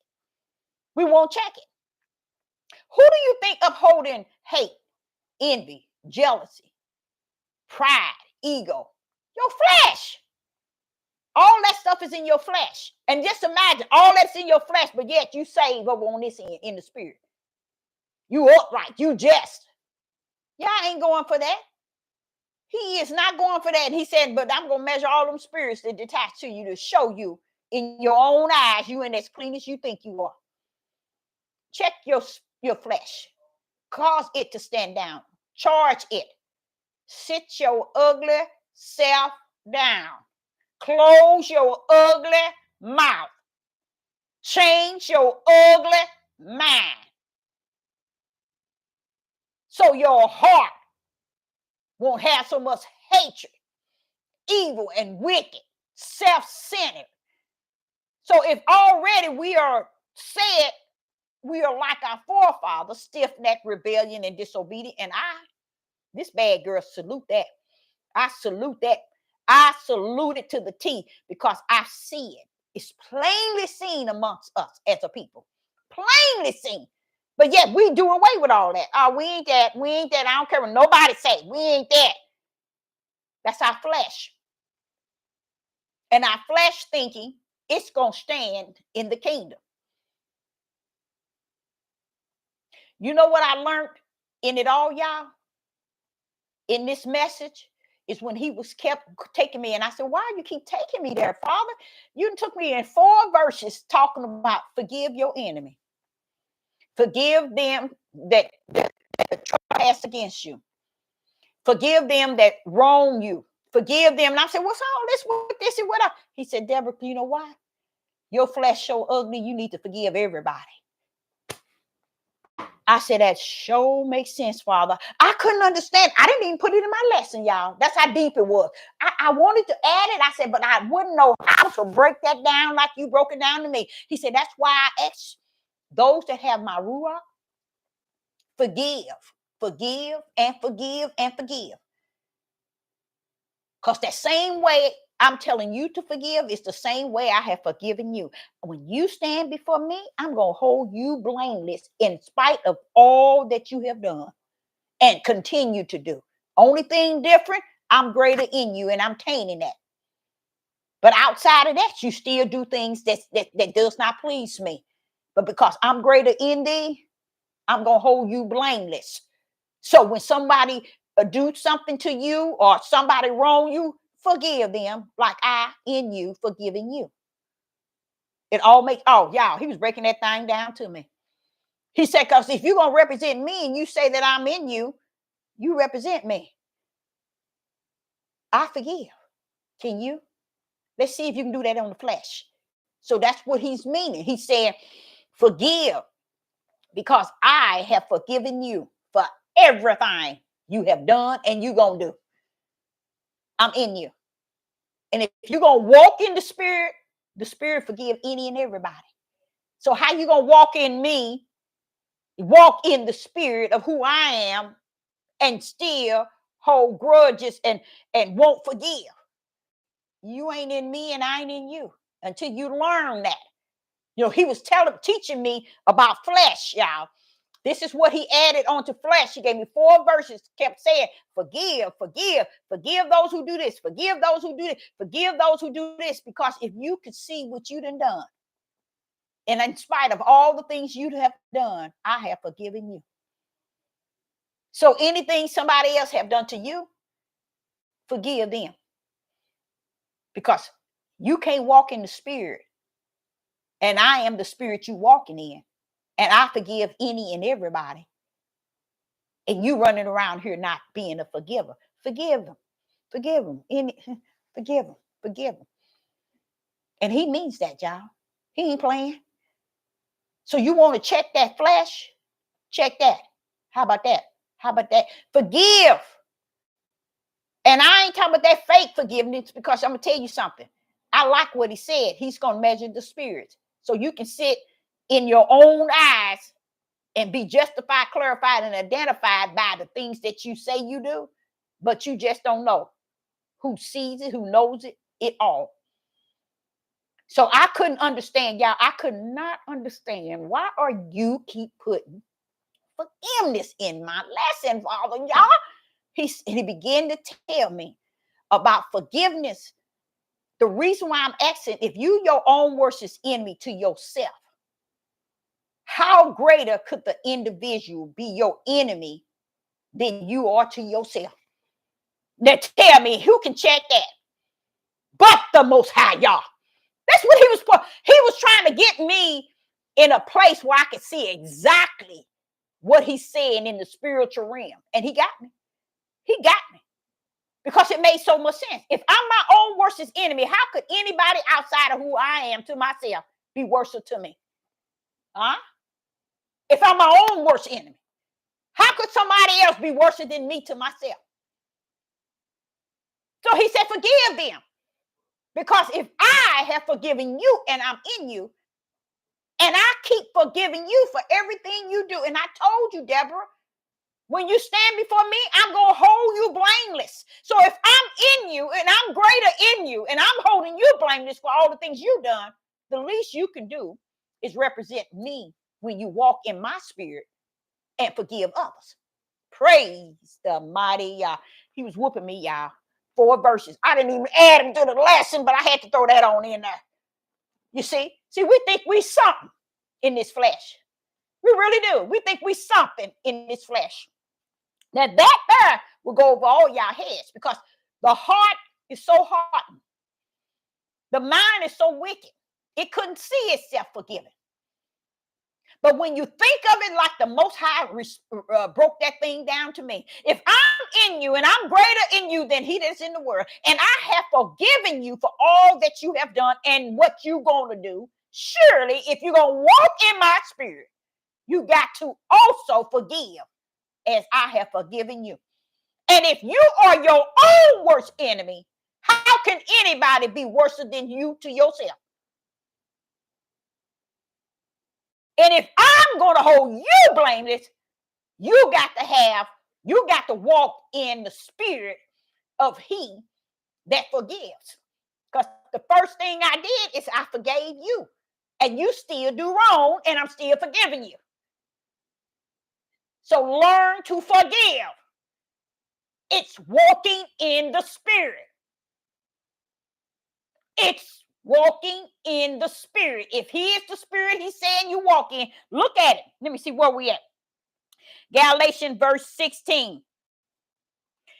This I say then, walk in the Spirit, and ye shall not fulfill the lust of the flesh. We got to walk. Look at that spirit. That ain't your spirit. That's the Ruach. That's the Most High Yah spirit. He said, walk in it. That's deep, y'all. That's deep. And then he says, and ye shall not fulfill the lust of the flesh. He's just letting you know, if you walk in my spirit, I'm going to conquer all the lust, all the addiction, all the habits you got, everything that's in you that don't represent me.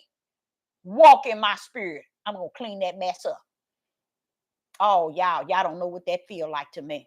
Y'all don't know what that feel like. And then in verse 17, it says, for the flesh lusted against the spirit. See that type of hate that the flesh have for the spirit? And look at what it's not your spirit. It's not your spirit. Look whose spirit he hate. Look at the spirit that it hates. In verse 17, for the flesh lusted against the spirit of Yah. See, your flesh can't stand Yah. Oh, yeah. Your flesh can't stand. You can run your mouth all you want, day and night, throughout your whole life. Your flesh can't stand Yah. Oh, Deborah, you better stop. I'm telling you. Didn't I tell you your flesh is your worst enemy? But he chooses to sit in the midst of you, even though your flesh can't stand him. Let's go there again. Let me see if did you really get it. I know you didn't. Went over your head. Verse 17. For the flesh lust against the spirit, and the spirit against the flesh. Look whose spirit that is. That's the Ruach. And these are contrary one to another, so that ye cannot do the things that ye would. See, the spirit of Yah don't give a rat's about your spirit, not about your spirit, about your flesh. Your flesh don't scare him. Your flesh only scare you. That's why the spirit has to step in on here. That's why it's not including your spirit. Because your flesh think it rules your spirit. But when the spirit of Yah is in you, it got to stand its ugly self down. Yes, the flesh got to stand its ugly self down. So what is he saying? He said in verse 17, for the flesh lusts against the spirit of Yah, and these are contrary to the other, so that ye cannot do the things that you would. See, the flesh knows that it can't conquer Yah. It can conquer your flesh, though, your spirit. See, the flesh knows that it can get your spirit and overrule your spirit. Let me say that again. See, the flesh knows that it can defeat your spirit. But when Yah step in your spirit, the flesh has to stand down. It don't like that. So it battles with the Ruach in you. Because it think it's going to continue. But what it finds out is at the end of that. So that ye cannot do the things that ye would. That means what the flesh would do, it can't do it when the Ruach is there. But nobody wants the Ruach. You know why? They want to get away with what they want to get away with. They want to do what they want to do in their flesh. Okay, it's fine and dandy. Because your thoughts, Yah has counted. Every last one of them. From the beginning of your thoughts to the end of it. He knows all your thoughts, your feelings, and everything. So he ain't going to want to ride in you no way. Because you are more so on the flesh side than you is your own spirit. But I like it here because he's showing you, Deborah, you see when I pull up, that flesh got to stand down. You don't do what you want to do when I'm up in there. See, that's what I know about him. That's how I come to know him. I don't know him like people know him. I don't know him like everybody else know him. I know him like that. When he pull up, everything got to come down. Verse 18, but if ye be led of the spirit, ye are not under the law. See that? When you be led of the spirit, that's the Ruach, ye are not under the law. That's that same law back in Torah. They try to beat you with. Tell them get somewhere and sit down. That's your law for your flesh. The law in me is the ruach of the Most High God. That's the law in me. Okay? And then let me see how far I go to 19. In verse 19. Now I like that. I'm going to say 18 one more time. But if ye be led of the Spirit, ye are not under the law. Law can't do nothing with you when he that created all things. Verse 19. Now, the works of the flesh are manifested. That's what's deep to me. The work or the flesh are manifested, clearly seen. That means that it's visual. I mean, you can see it. People walking around here don't see that they flesh holds no righteous, no just, no upright.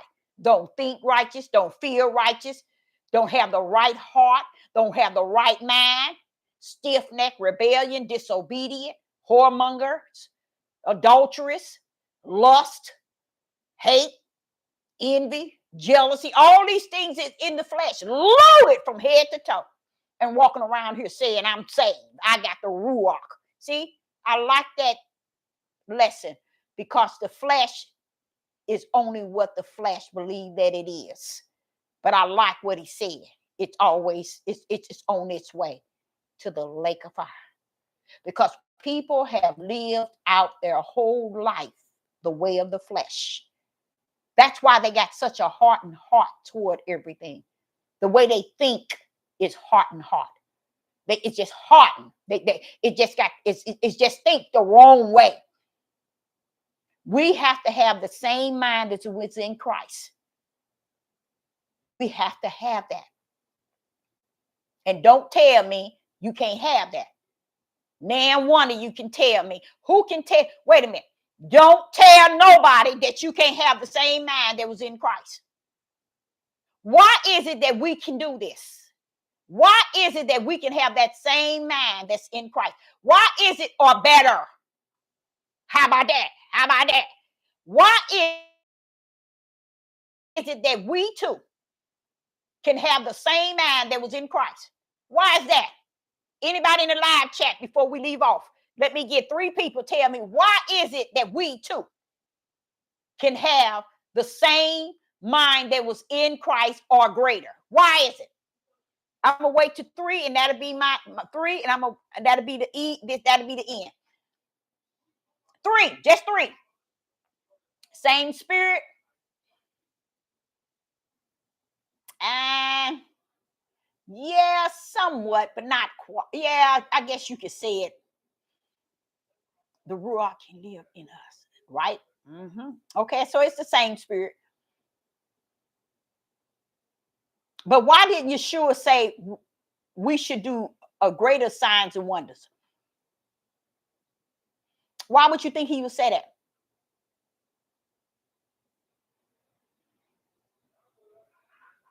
And the mind that's in Christ, we can't deny that we can't have the same mind. You know why? Because when the Ruach comes, he is the mind itself. He's the mind that was in Yeshua HaMashiach. The same spirit, the same Ruach. It's the same spirit and the same Ruach. But why is it greater? Anybody know? Why was Yeshua saying that when the Ruach come in us, we shall do greater signs, wonders? Why would Yeshua say that? Why would Yeshua say that? Now, you don't want me to tell you, let me let y'all go too. The one thing about it, Yeshua said it and he nailed it. And just because we today will not accept what he said yesterday, that's on us. That was the promise to us that when he come, we shall receive power. When the Ruach come upon us, and we shall do signs and wonders. We shall do, and what Yeshua said, and greater. Why? Because the Ruach ain't coming to be in us to lead, to come out of us. He's coming to reside in us. Yeah, Yeshua, he died on the cross, but the Ruach left him. on the cross. So he's letting us know that he that shall come shall be with us always. That's why we should be doing greater signs and wonders. Why aren't we doing those signs? It's because we got our flesh in the way. Our flesh is in the way of us being as Yeshua HaMashiach said that we would be and we could be. That's how much of our flesh is in the way to where people cannot use their signs, their gifts, their power, their gifts. People in this day and time, people don't even want you to tell them your gifts. Why is he going to call out the gifts, but then you got to shut up about who you are? You see the sickness? These are people who are afraid of your gifts. That's what it is. It's people so afraid of the ability that's been given to you to where they want you to know that you're not supposed to say you're a prophet. You're not supposed to say you're a prophet. They didn't do it in the sit your tail down. You wasn't there. What's the sense of the Ruach coming to live in this nasty flesh for us to not to have the power to show his wonderful signs and wonders? We sick. I, Sister Deborah, say I appreciate each and every last one of you all tuning in, and I will be back. I appreciate everybody in the live chat, and Sister Deborah will be back. Shalom and shalom.